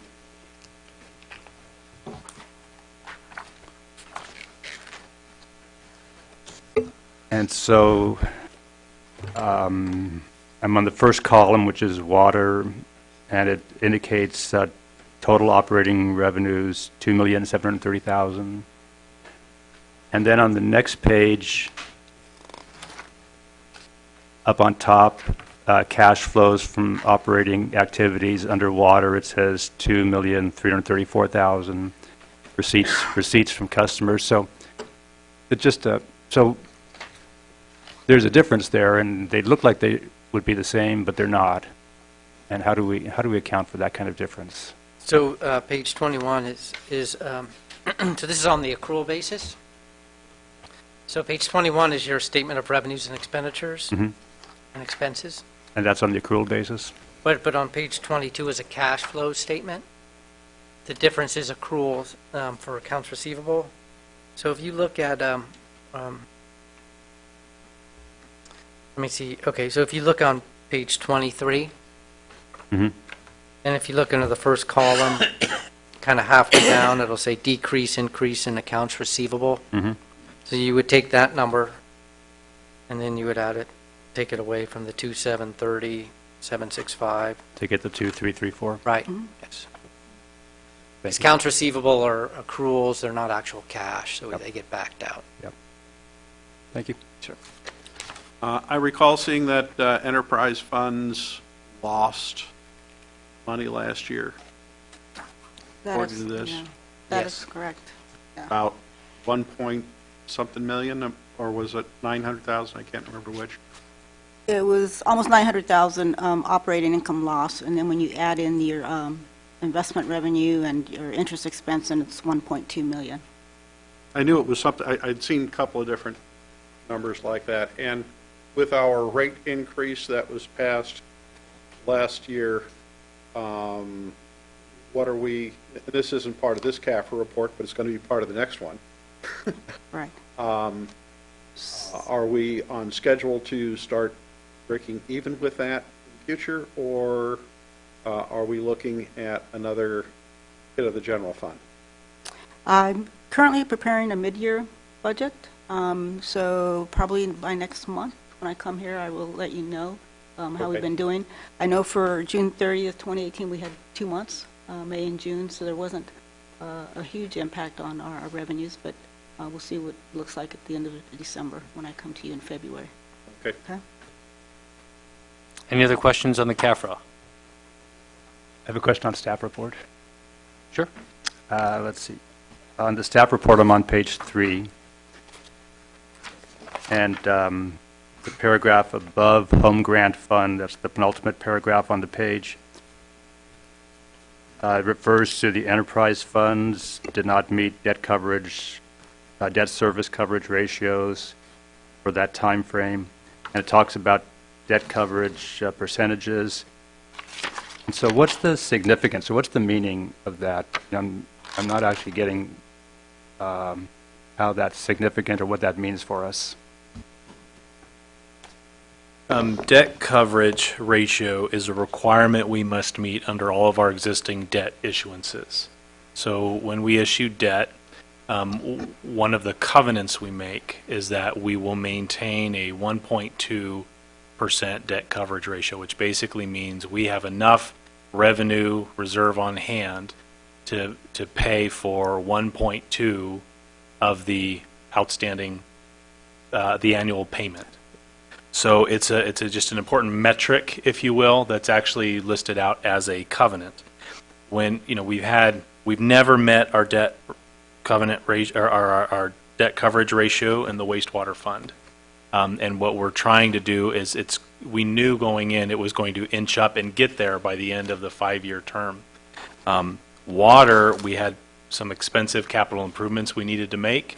We made them. And so likewise, we're going to see that number increase in this next 5-year window also. So I think it's important to note that at least on the wastewater fund side, at least in however many years we've had wastewater debt issuances, we've never met the debt covenant ratio, the debt coverage ratio, and we intend to get there. One of the critical reasons that we had to have the rate adjustments to water and sewer was twofold. One is the debt covenant ratio, so we were basically in default of our loans for all these years. And the second was we couldn't refinance our current debt because we weren't meeting our covenants at that point. So this will get us in that right direction moving there. My last comment is on page 5, which is the third paragraph beginning Public Works.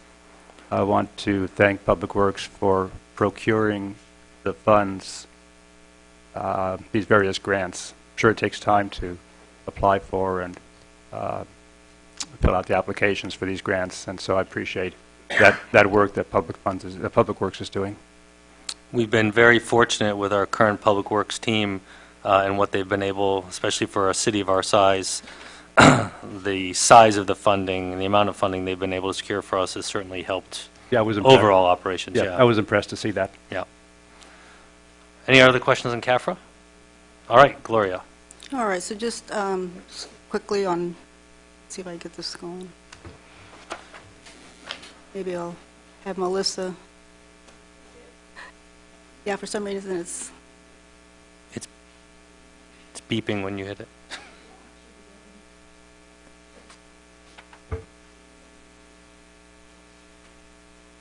did it freeze on us? Aw, shucks, no presentation. This never happened with the old finance director. Yeah, He exactly. had all kinds of slides for hours. Yeah, but his math wasn't always correct, but that's a different story. Can we self-advance here? Thank you. Sorry about that, Melissa. All right, so I'm just going to hit on a couple of things, and these are our governmental activities, our revenues, our expenses, our water and our wastewater fund, and our general fund reserves. Michael, you're welcome to sit down if you'd like, but I do reserve the right to ask you questions afterward. Okay. And this is just kind of a comparison. This is our 17-18 revenues and what our charges for services were based on each of our different departments here in the city. The biggest one being 1.17 million in public safety. And this has to do with a big chunk from the fire department and what they get from the county calls that they do. And then our operating grants and contributions, as Mr. Williams mentioned, Public Works was really busy this year. They had over 6.1 million in grants, and those included Measure A funds for the Kimball Dam Tower, both for project and debt service, Caltrans funds for the Berry Street project in the amount of 4.7 million, Office of Emergency Services for the Phage Tank, the January storms, Riverside Pond project, and the Tubbs Fire for a total of 0.8 million. And then also the Metropolitan Transportation Commission had we did a pathway, petrified forest, and the Loggery pedestrian sidewalk. When you compare that to 16-17, you can see in 16-17 our charges for services were more than 17-18. Same thing with operating grants and contributions, but capital grants and contributions was way more in 17-18 than it was in 16-17. And then our expenditures, you can see the comparison between 17-18 and 16-17. We had an 18.1% change in our expenditures, and the big amount of that was our contribution to our unfunded liability, and then how we report on GASB 68. And we talked about the water fund. Here's a 3-year actuals, and you can see that 15-16 we had a $647,000 loss, and 16-17 $219,000 loss, and then 17-18 it crept back up on us at $526,000. Again, expenditures more than our revenues. And then for the wastewater, again, 3 years. 15-16 we had a loss of $320,000, 16-17 $52,000, and then 17-18 went back up to $327,000 again due to maintenance and operations and the cost of repairs, maintenance, and we had more staff on board. We've had quite a few vacancies in the past years, but this year in 17-18 we were able to fill some of those positions. And then I wanted just to show you this, general fund reserves for the last 8-10 years. June 30th, 2018, as Mr. O'Connor mentioned, we ended the year with $8.3 million, which is 82.8% of our revenues. And then June 30th, 2019, I had estimated a 5.5 million general fund reserves, but because of our June 30th, 2018 being 8.3 million, we're anticipating now a reserve balance of 6.6 million, which is about 65% of our revenues. So looking much better than we had anticipated for the general fund. Gloria, on the water and wastewater operating losses, we were down, we were close to even and then down again. We're not seeing a trend, are we? Or, obviously, that's going to come up in your next month's report. Yeah, we'll look at it at mid-year, see how we're doing, see what's bringing these costs up. So we're analyzing what the triggers are on that. Yeah. Okay. Any other questions, council members? I have a couple. All right. Mr. O'Connell, thank you again for being here. We appreciate it. Couple questions, and this is in no way, shape, or form an accusatory questioning period for your organization. But Gloria or Mr. O'Connor, how long has R.J. Riccardi been our auditor? 5 years, maybe? 5 years? Gloria, what is the best practice for how often you should rotate your auditor? 5 years. Okay. No, this one has a much better sense of humor than the old one. Yeah. Can you turn your mic on, please? However, you can continue with the same firm, but perhaps change out the lead partner and get a different partner. Okay. So you could, we could do that, or I could go out and do an RFP once again, because it would be time. Again, no comment on you, Michael. It's no problem. There's a state law that got adopted maybe a couple years ago, and it does not come into effect until 2020, 2 years from now, or actually 1 year from now, a year from this June 30, that every 6 years you do not have to change out of firms, but they ask for a different partner on the job. And that's a state law. Prior to that, there was no law or regulation as far as changing auditors. So I'll let you know. I actually have the law. I can email it to Gloria too. Okay, thank you. And then Gloria, does R.J. Riccardi provide any other accounting services to Calistoga? Yes, if we are required to have a single audit, if we get more than $500,000? $750,000. Yeah, $750,000 in federal funds. They've got to perform a single audit, which they're going to be doing because of the Berry Street project. And they also report all of our grants that we receive from the Metropolitan Transportation Commission. They've got to do that separate report as well. They also report on any findings that they might have, and I think you just mentioned that earlier. So those are the other things that they do. I know we've used them for some other analysis on a couple things that we needed some analysis, and so we've used them on that as well. But all in an auditing or review format. There's no accounting services, invoice paying, No. funds transfer. No, So the same person auditing is not auditing the work they do. that's correct. Okay. That would impair our independence. Not everybody does it that way, but I appreciate that. Thank you very much. All right. Any other questions? Anyone in the public? Any concerns, questions about your financial situation? Yes. Up to the podium, please. And should you so choose, Charlotte, share with us your name and your address. Charlotte Williams, 59 View Road. The question is on page 5, talking about the Public Works grants from Measure A funds for the Kimball Dam Tower capital project debt service. I thought that Measure A funds were used for flood control, and tell me how that works with the dam tower, what the purpose of the dam tower is. My understanding was, anyway, that Measure A funds were flood control funds. Right. So all projects that receive any kind of Measure A funding goes to the Measure A Financial Oversight Committee. This project specifically, the intake tower not only needs to, it's not the only piece of the project which needs to be replaced. There's also an emergency valve. The problem that we have with that valve is, one, it's manually operated. So for someone to open up the valve to release water from the dam, they have to go up and manually open it, which is not a best practice.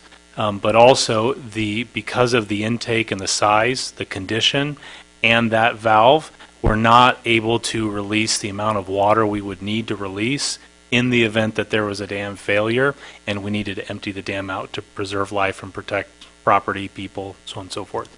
It's been an ongoing discussion point for many years with us, the Division of Dam Safety. Our dam is inspected annually, multiple times in fact, so it's not that it's an unsafe condition. It's just that in the event of an Oroville, something where there was an amount of water which came in, there was a breach, and we needed to open up Kimball and release the water. We couldn't release it quick enough with the current infrastructure. And so in order to prevent that, we submitted this project, which is not just replacement of the intake tower, but also an improvement to the emergency release valve. Okay, thanks. Okay. Thank you. Anyone else? All right, we'll bring it back. Council, anything else on this item? All right, thank you, Mr. O'Connor, very much. Gloria, thank you again for an outstanding job on this project, and thanks. We'll see you next year. But it might be our last year next year with you, because that'll be year 6. Thank you. My pleasure. Thanks, Michael. Thank you. All right, moving on to item number 12, presentation by the Clean Coalition regarding a community microgrid. The recommended action is to receive the presentation and discuss providing any direction to staff if necessary. Taking us through this item will be City Manager Feek. Yes, thank you, Mr. Mayor. And you'll have to excuse me because some of the folks from the Clean Coalition, I'll actually be putting a face to a name for the first time. So if you're here from the Clean Coalition, if you could join me, please step up to the podium. Had a very interesting conversation, and I was connected with some folks. I'll allow them to introduce themselves because I wouldn't know which one is which. But we've had a couple conversations via phone, but also via email. I was very impressed with some of the work the Clean Coalition is doing down in Southern California related to community microgrids. And to take a step back, in October and November, we had a lot of discussion here in town about the impacts of the PG&E public safety power shutdown and what that meant for the city of Calistoga. There was discussion about we should have our own grid. We should be able to keep the power on during a shutdown. There's got to be a better solution than just turning the lights out. And even though city staff, also some of you elected officials have been meeting with whether it's BG&E, the California Public Utilities Commission, or other agencies behind the scenes, this broader discussion about community resiliency, what's the right approach to our infrastructure has come up. And what happens when PG&E shuts the lights off again? And so as we started looking at what are people doing out there, what are groups doing out there, I got connected to the Clean Coalition. We've had a couple phone calls, and I invited them to come to Calistoga and make a presentation. And so without further ado, I'll invite them to introduce themselves, and they've prepared a presentation for you this evening. There's no action item on this one tonight. It's really meant to be a discussion, and if council decides that further action is required, you provide direction to staff if you so choose. Thank you very much. Welcome, gentlemen. Thank you, Dylan. Just turn on your mic there. The green, there you go. Thank you, Dylan. I'm Frank Wasco, Managing Director with the Clean Coalition. And I'm Bob O'Hagan, Programs Engineer with the Clean Coalition. And we are here tonight to talk about a potential Calistoga community microgrid. So let Frank kick it off. Kick things off. So good evening, Honorable Mayor, distinguished City Council members. Again, I'm Frank Wasco with the Clean Coalition Managing Director, and with me is Bob O'Hagan in place of Marlon Cannon tonight, who is out of town on business. Well, thank you. So we're here to talk to you this evening about energy resilient solutions and moving towards staging, planning, and engineering a community microgrid. Over the past several months, we've discussed ideas and options with Dylan and folks from Recolt Energy, and today we're here to present our early findings and some solutions. You'll see above on this slide here the agenda of what we'll speak to you about this evening. We'll give you some background on Calistoga's energy system, energy needs, and challenges. Then we'll propose some resilient solutions and make some recommendations on next steps for the City of Calistoga. And we'll also have the option of reviewing a community microgrid case study if time permits.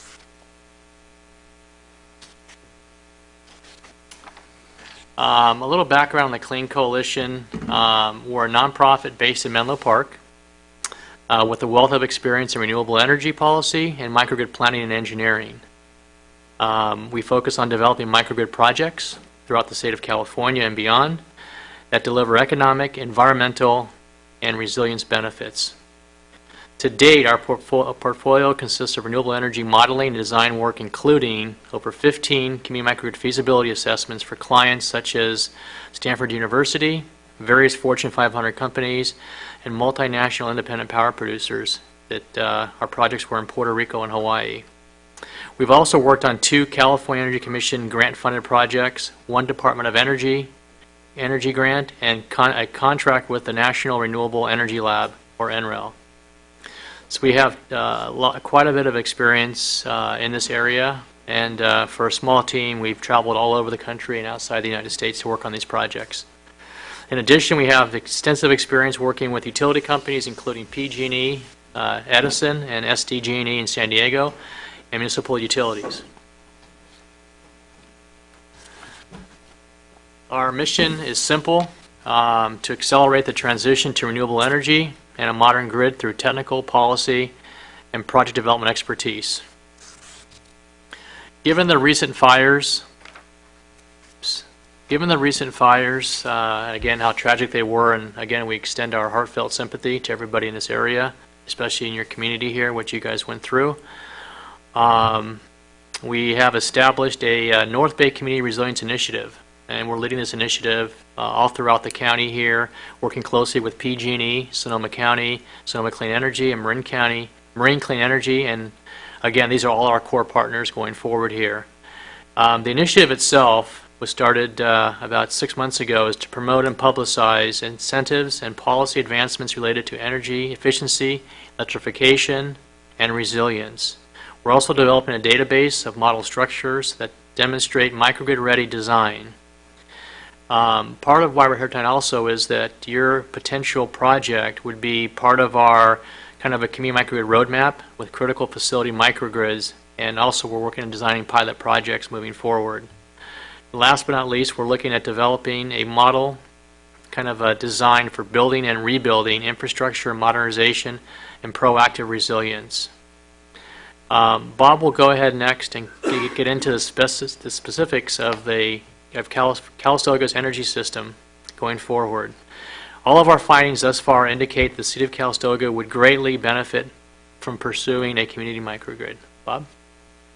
Okay, and I've got a question here. So a lot of the numbers that are going to be coming up here were from reports that were done earlier. Is everybody familiar with those? Because I don't want to spend too much time talking about your electrical usage. Staff would be familiar. I don't know that we've brought that reports to the City Council for discussion, but that's internally discussed with staff. Okay, so I'll spend a little time there. But our basic goal here is to look at some of the options and then to sort of tee up what it would take if you'd like to pursue the microgrid option. But there are other ways to improve your resilience here, and we'll walk through those. So let's start with an energy overview. So this is an outline of the city that I pulled together from Google Earth. I assume it's reasonably accurate. You've got 2 panhandles. And the Calistoga substation is right there coming off Lake County Road near the intersection with Silverado Trail.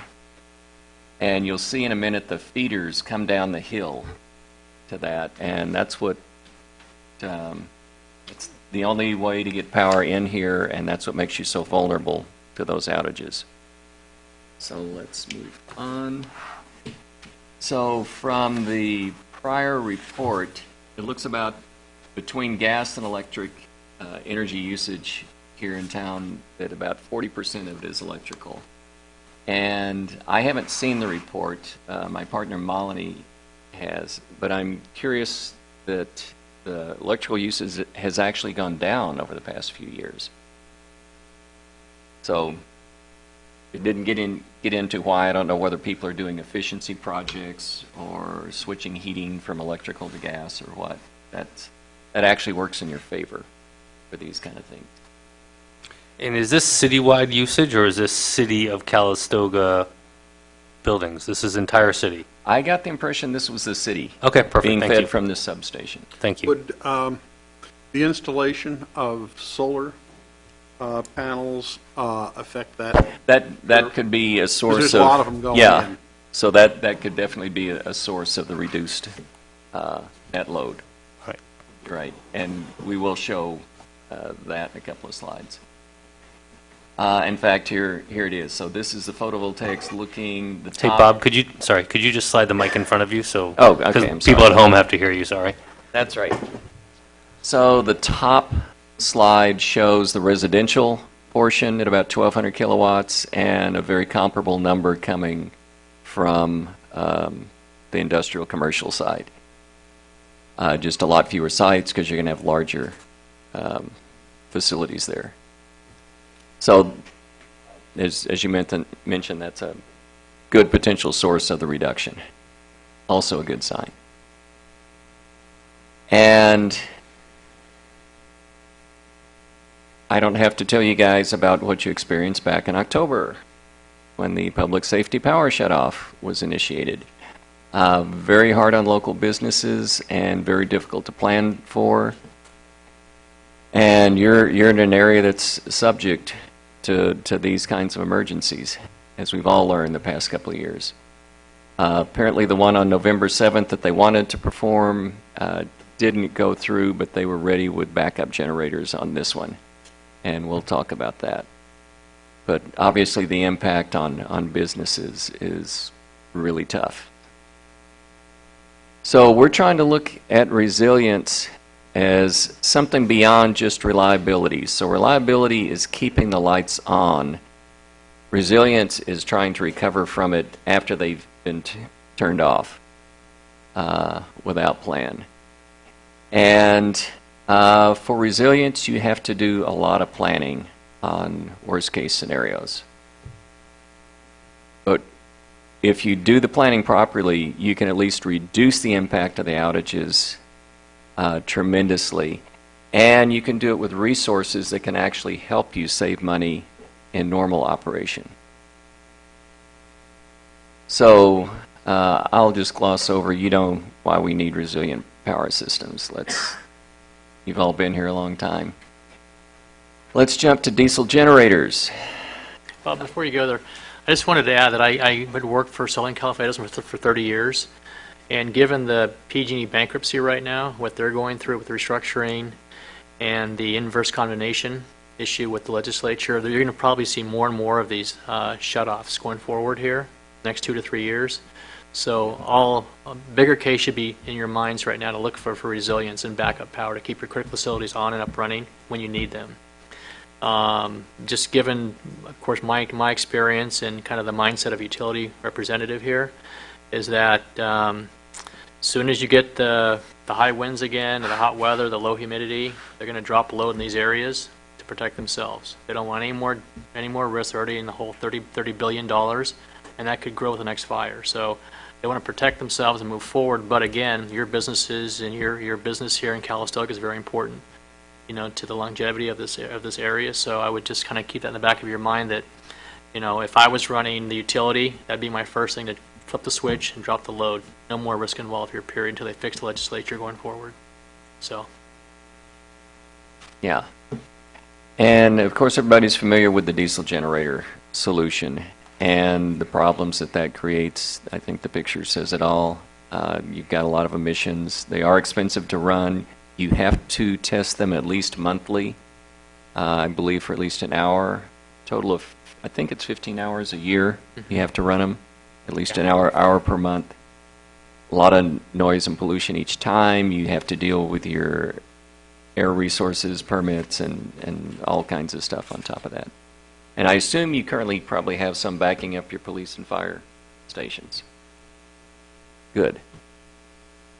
And the other problem, like they learned in Hurricane Sandy in New York, my stepson got married in Brooklyn 10 days after Hurricane Sandy hit out there. And so I got to see the effects of that disaster, but they couldn't get the fuel trucks in after a few days. So it's very hard to have more than a week's worth of fuel, and many people, especially on Long Island, were out for several weeks.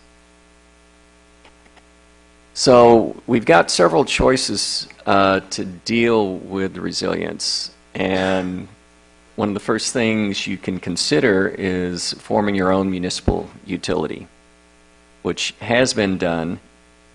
The good news is it now gives you local control. The bad news is you have to manage all that local control and all of the facilities that go with it and the new people that you have to hire and processes and procedures. So a lot of municipalities do this, but it's very expensive to do. You have to fight with the utility to do it, and you still have to maintain that infrastructure. There's no easy way to do that, and that can become expensive, especially if you need to upgrade for growth. Another solution is to get PG&E to either move this transmission line to a less risky area, bury it, or bring another one in.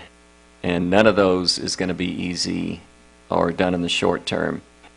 New transmission line projects take a minimum of 10 years between all the environmental permitting and all the state requirements that have to be resolved. And I think, like our friends in San Diego, there's no room. They can't even run any more transmission lines in. They're impacted. So if you could make it happen, we could get some redundancy. It's really good to feed from two different directions, but right now you're stuck. And we've got the same problem going on. You may have seen, those of you who saw the slides, down in Santa Barbara. They're at the end of the line for the SoCal Edison feed. And we're working with that community on these same topics. Bob, you may or may not be aware that we have begun conversations with PG&E for alternate transmission line. They've made no commitments as to what the timing is. Yeah, they won't commit right now. Yeah. No, even prior, but they are aware of the fact that there needs to be an alternative for us for the transmission line to come get to us without going through Tier 3 or red zones. So yeah, they've acknowledged that. Good, because I have a picture of that coming up. So here's a little better picture of that. So the Calistoga substation you showed is right up there, and there's the red zone. We're familiar with that map. Yeah. Yeah. Way too familiar. So, and if I can back up real fast, when you apply heat, see that tower on the left? That's what happens when steel softens and high winds come up and they're carrying large, heavy loads. Mm-hmm. It's not pretty. So we have that one again. So, any other questions about that option, PG&E?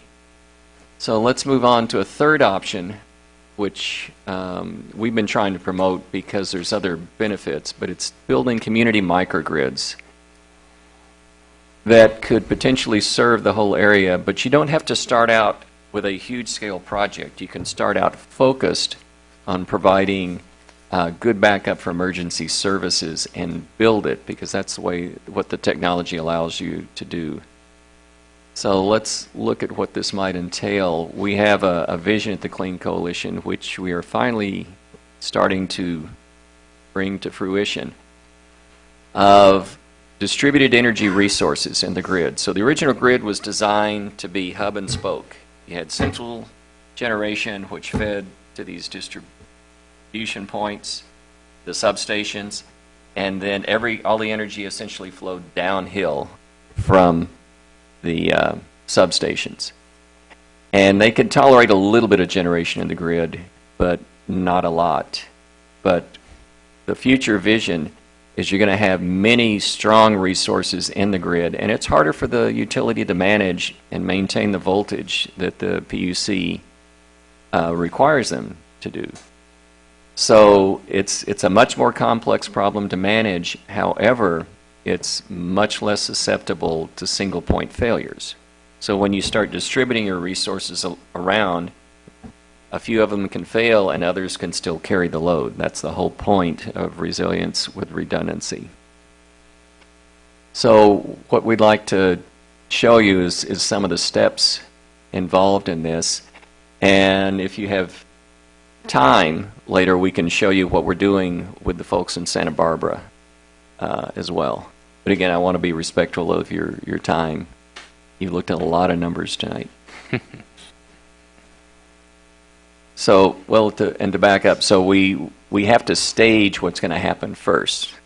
So let's get into that. So simple block diagram, you got PG&E as your main source, but you can also look at bringing in a cadre of renewables plus energy storage. Energy storage is very important to making these redundant systems work. And you still got your diesel generators that are already in place. So we can actually have backups for backups. And then you can decide what portions and how much of the city could be served by this combined system. And again, like I said, you can start small and let it grow over time as financing allows. So this particular map comes from PG&E. So you can go online and look for an ICA map, which stands for Integration Capacity Analysis. And you can do this from your PG&E account. What it shows is how much capacity is left on feeders for installing solar. So again, you see the Calistoga substation up there.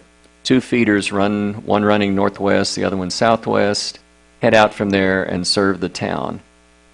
And as it goes from green to yellow to red, there's less available capacity currently to add more solar. That can be upgraded though. This just shows you the present state of the map at the time we took the picture.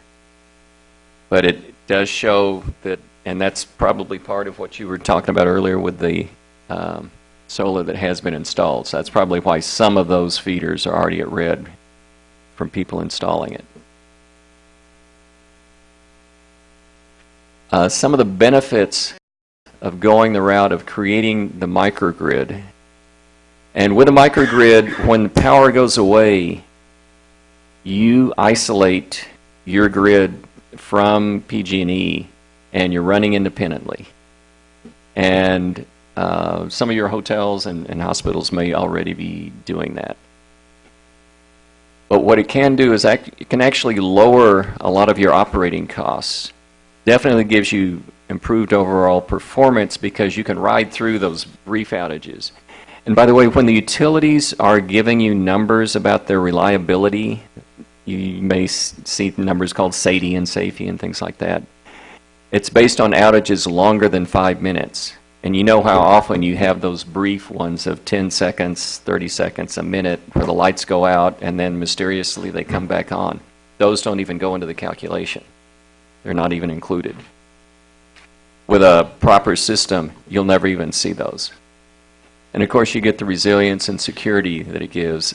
And this model is replicable in different parts of the town, and it's scalable. So as I mentioned, you can grow it as your own financial resources allow. And this is just a quick eye chart of numbers for you, but it comes from a CPUC tool for estimating economic value for every megawatt of PV that you install in an area. And we saw some of those earlier, in addition to all the avoided pollution. And NREL, with whom we partnered on other projects, has shown that each megawatt of PV has all these other benefits, that it also encourages other local private investment, especially when it's being done. You know, workers have to be fed, and there's ongoing maintenance. So there's other things that help provide economic stimulus. And this is an example. People used to avoid putting PV on parking lots because it was more expensive and you had all these posts in the middle, and they didn't like how it looks. But this is an example of one we found going on parking garages, which you probably won't find in this area. But the point here is that they can put the posts around the perimeter and bring in big vehicles. A lot of people didn't like the parking lot ones because you couldn't turn the big trucks and tourist buses and things like that around. But it's changing. You can just essentially make a solid canopy now, which is a lot more efficient. And I don't want to get into how energy storage works unless anybody wants to take a deep dive. Well, I've done some reading, and apparently there has been a big improvement made on storage batteries, and I believe Correct. they're called air nickel rather than... They're looking at a lot of different chemistries, and our friends at NREL and the DOE are sponsoring continuing research on that, and there's some people at Stanford and Cal both doing heavy research. They feel there's some major breakthroughs, both in energy density and lifetime of the batteries. Okay, so maybe you're going to cover this a little bit later. Would creating a microgrid include spacing some really large batteries out around the community and charging them up during times when electricity is cheap, perhaps? And Yeah, and that's exactly how the energy storage works. It's the old adage of buy low, sell high. So you charge them when it's cheap, which is either overnight while your rates are low, because probably most of you are on time of use rates now, so you know what that encourages you, if you have an electric car, to charge at night. Or if you've got solar nearby, you charge it at noon when you've got the full sun. And this works especially for businesses that want to provide charging for their employees. Because one of the problems when you put in electric car chargers is you have this spike of charging demand. And the utilities hit you up for peak demand charges. But if you've got solar and energy storage to mitigate that, then it works out. And what is on this chart, is there a laser pointer here? Yes. People can barely see it. I don't know if anybody at home can see it. But what happens, what we're trying to show on this chart, which comes from a tool that we use, is that for normal operation, you can use the energy storage to shave those peaks. And that's where the monetary savings comes in. But you do have to reserve some to ride you through those outages. And you get to pick how long a reserve you want to keep. But it's the kind of thing, as you use it over the years, if you want to change how you're using it or your load grows, you can add more storage. Because you've already got the controllers in place. The amount of storage you have on it is just more numbers in the controller. So that's why it's good. You can start out with a smaller system that has advantages, and again, over time, add more capability and capacity.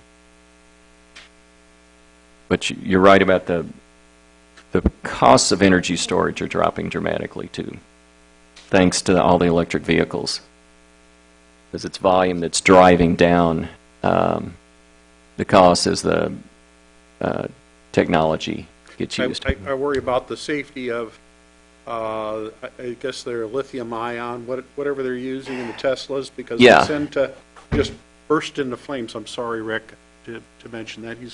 He owns a Tesla here, but every once in a while they have a pretty serious fire involved. Tesla has not had too many problems. They've survived some wrecks. Now, in the early days of lithium-ion batteries, there were some, like in airplanes and things, but theirs is well designed. Yeah, they do good cooling. That's one of the things Tesla is known for. And I've seen other videos of Teslas that have been in wrecks, and the car was destroyed, but nothing burned up, and the driver lived. So they're also well designed from a safety standpoint. But the nice thing is about the stationary applications. So those are the mobile applications in the car. The stationary applications, there's already fire safety requirements to put up, and just halogen will snuff out the fires.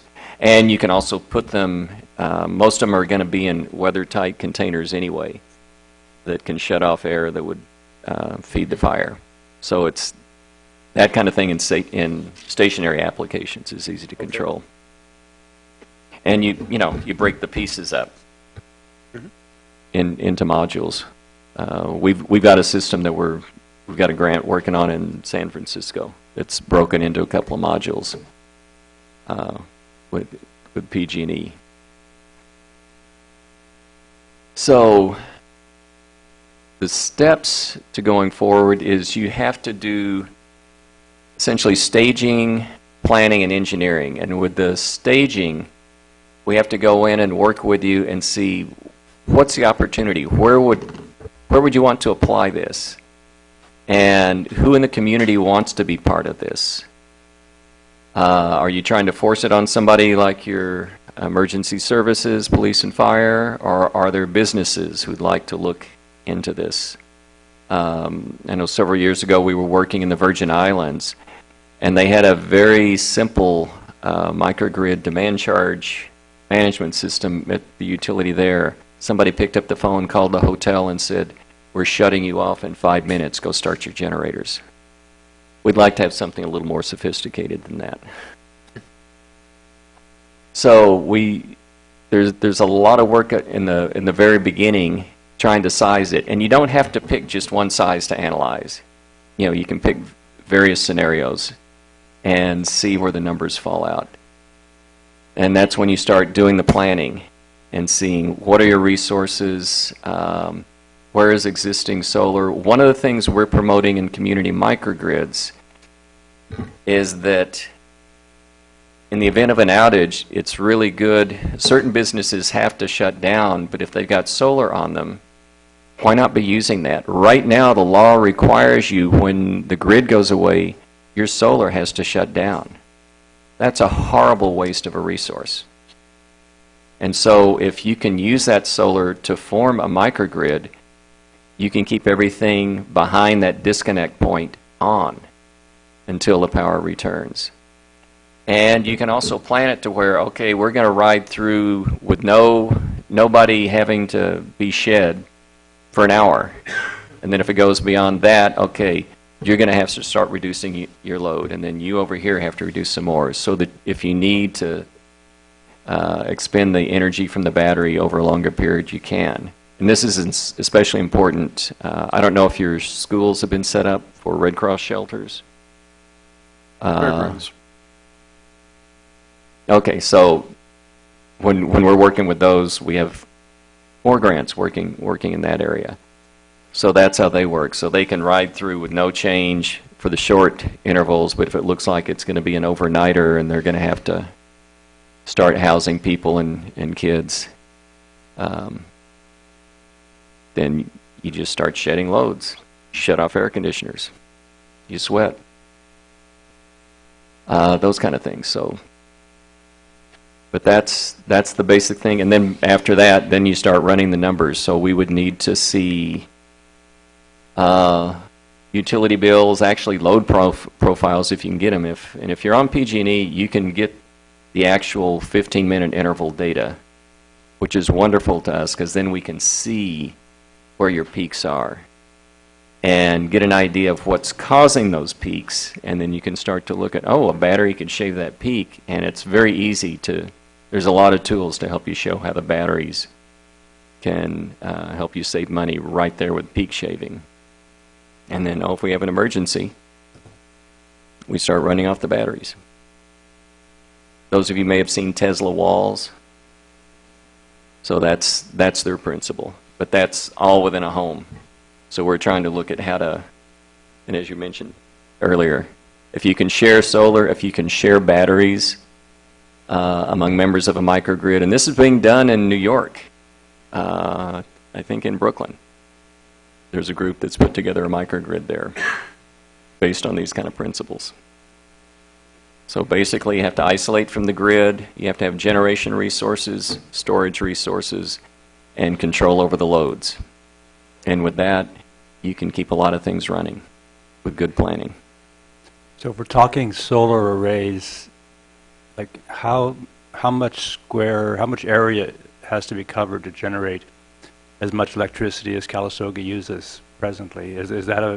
That's what we'd have to look. We'd have to go through the numbers. Yeah, I mean, more or less, you know the numbers that Calistoga uses, and can we, I guess, at a Well, 1,000 yeah. square feet or 50,000 square feet? I have no idea. Rule of thumb is kilowatt hours, and somewhere on this slide we have, I'd have to get the calculator out, but we did show your kilowatt hours. You have It's about 26,000. 1,600 kilowatt hours per kilowatt of solar per year is the first rule of thumb that we use. We're getting close. So 28 million kilowatt hours. Somebody got a calculator? Divide that by 1,600.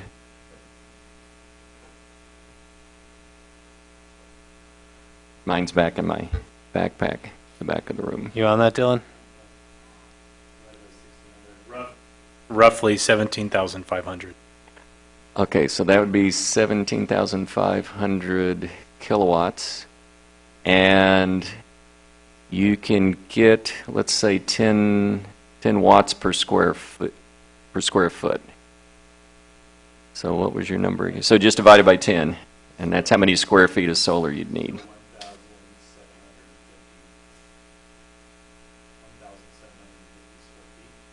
Can't be. Probably Sound right. 1,000 square feet, yeah.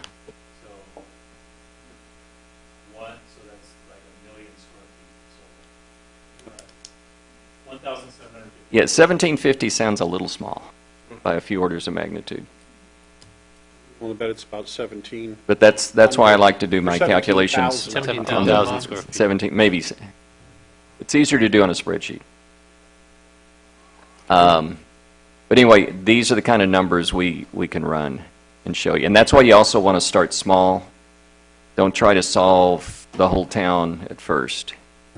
It might be doable, but you got to see how many rooftops are available.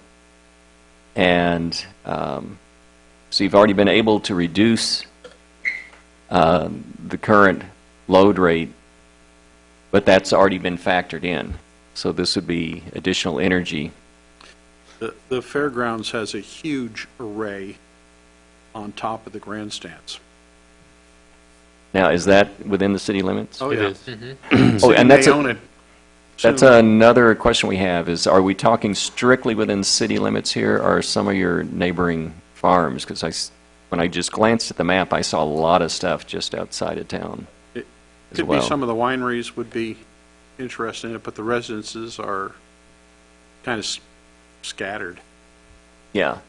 And there's not a lot of huge rooftops here in town because you don't have big warehouses and big box stores and things like that. No are box very stores, convenient. no. I believe there's been a lot of discussion in American Canyon and southern part of the county.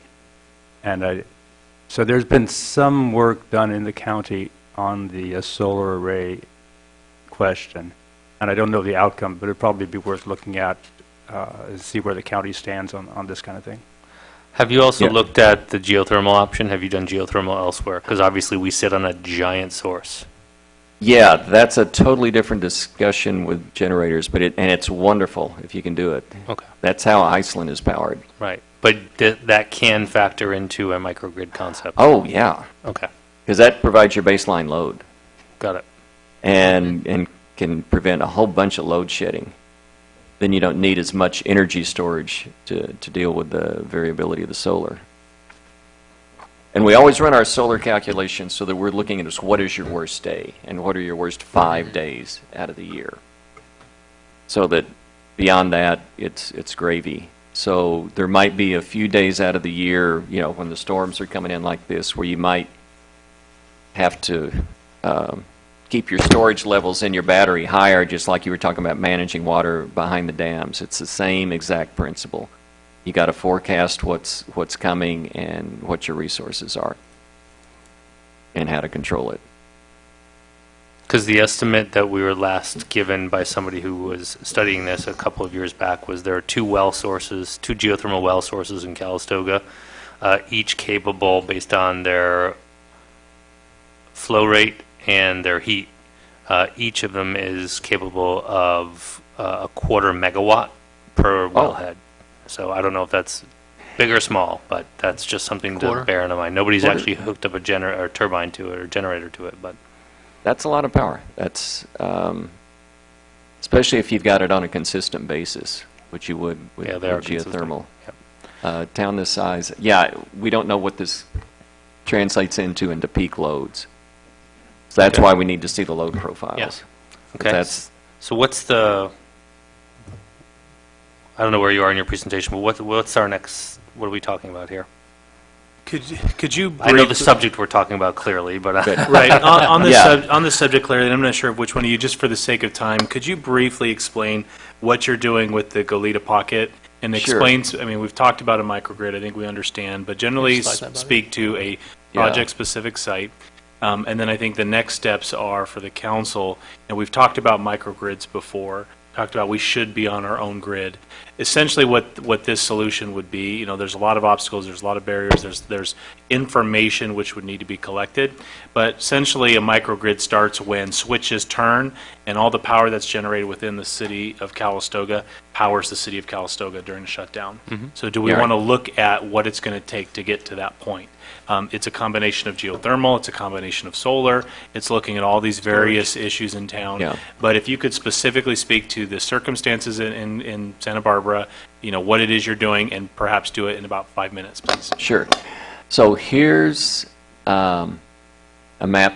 So you're all probably familiar with Santa Barbara. This area is just to the east of Santa Barbara, called Montecito. And it's actually in an unincorporated part in the county. And within Montecito, this Goleta Load Pocket, there is an area there. This is where they're at the end of the line with their transmission group. And SCE, SoCal Edison, wanted to come in and upgrade a peaker power plant. And peaker plants are the ones that they use to service the peak afternoon loads you get on hot summer days. And quite often they are literally jet engines, turbine powered. And they wanted, this one was about 500 feet from a school, and they wanted to upgrade it to get another 30 or 40 years life out of it, and the community started to rise up against that. But they were losing, and we came in literally at the last minute, 4 weeks to go on the meeting with CPUC, and got it turned around to say we need to explore doing the same peak load handling as well as adding resilience through renewables. So I did a solar siting survey, and what this is showing is different parts of the Montecito area has a lot of rooftop and parking lot potential. It's not great. There's so many big trees in the Santa Barbara area and a lot of tile roofs. But like this area up here, that's Westmont College. College campuses and high schools are wonderful because they've got a lot of big roofs, a lot of parking lots.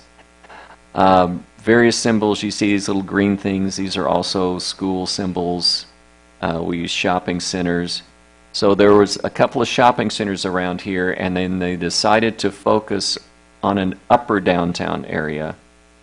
And let's move on to the slides there. That's just showing, again, integrated capacity maps. These are simplified maps of what we came up with. So this is a cluster of small microgrids that can be turned into a larger microgrid. But there's an emergency response cluster. I'll show you a picture. There's a fire department for the county, water department, literally across the street from each other. Lots of roofs and parking lots. Just down the feeder from them. And all of these were on the same feeder line, which makes life a lot easier if you want to try to use that feeder to share. That's one of the other things we're trying to work with the utilities on. They don't like it, but it's an obvious use of existing resources. So they had near the police and fire stations, some businesses. And if you can, you'd like to keep grocery stores with pharmacies open during an emergency. So people can get their medicines, they can get food for the babies, things like that, and a gas station.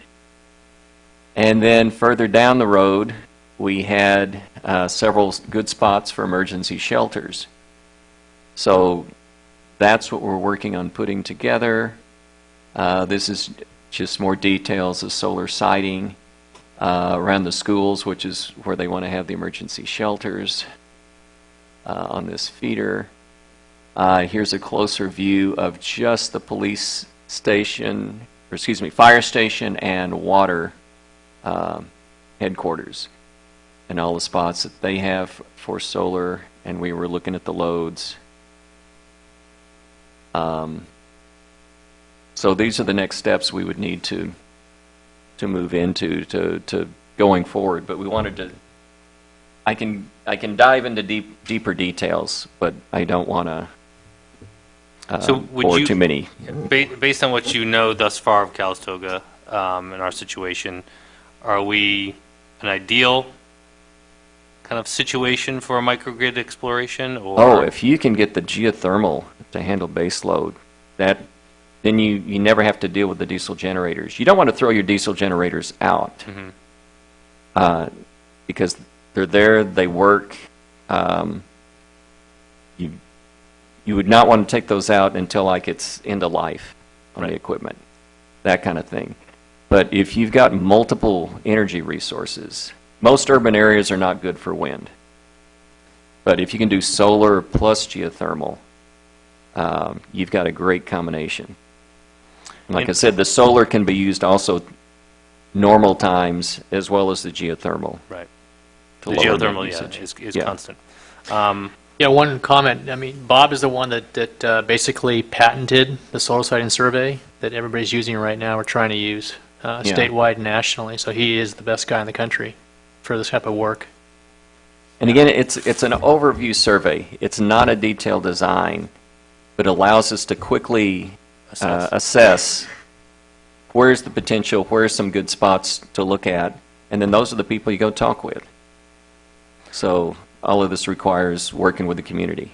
Okay, so if we were interested in this, there's an engagement process that you would bring back to us at a later date. I'm assuming there are costs involved in addressing this. We could do a proposal, work with Dylan, do a proposal, break out the hours, give you an estimate and a written proposal.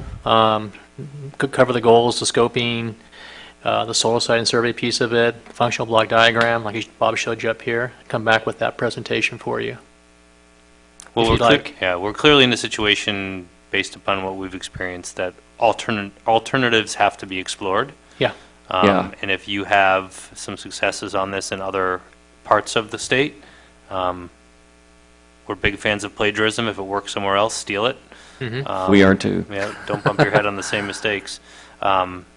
So council, from a kind of consensus basis, is something we'd be interested in. Obviously, you'd have to come back to us to understand what the costs are, implications, et cetera, but at least knowing what our current vulnerability is based on our transmission, based on PG&E's PSPPS situation. What are some thoughts and feelings? I think there's no question about it that given the economic impact that we experienced with the public safety power shutoff here a couple of months ago, the fact that I think there's a very strong interest in going green in the city, reducing our carbon footprint. Looks like we've already been doing a pretty good job of it, but if we could get to zero or close to zero, I think that would be good.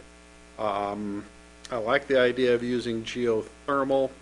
I think Bob Beck had some kind of a proposal or something for that once upon a time, but I think it's a great idea, and I think we should bring it back to the city council.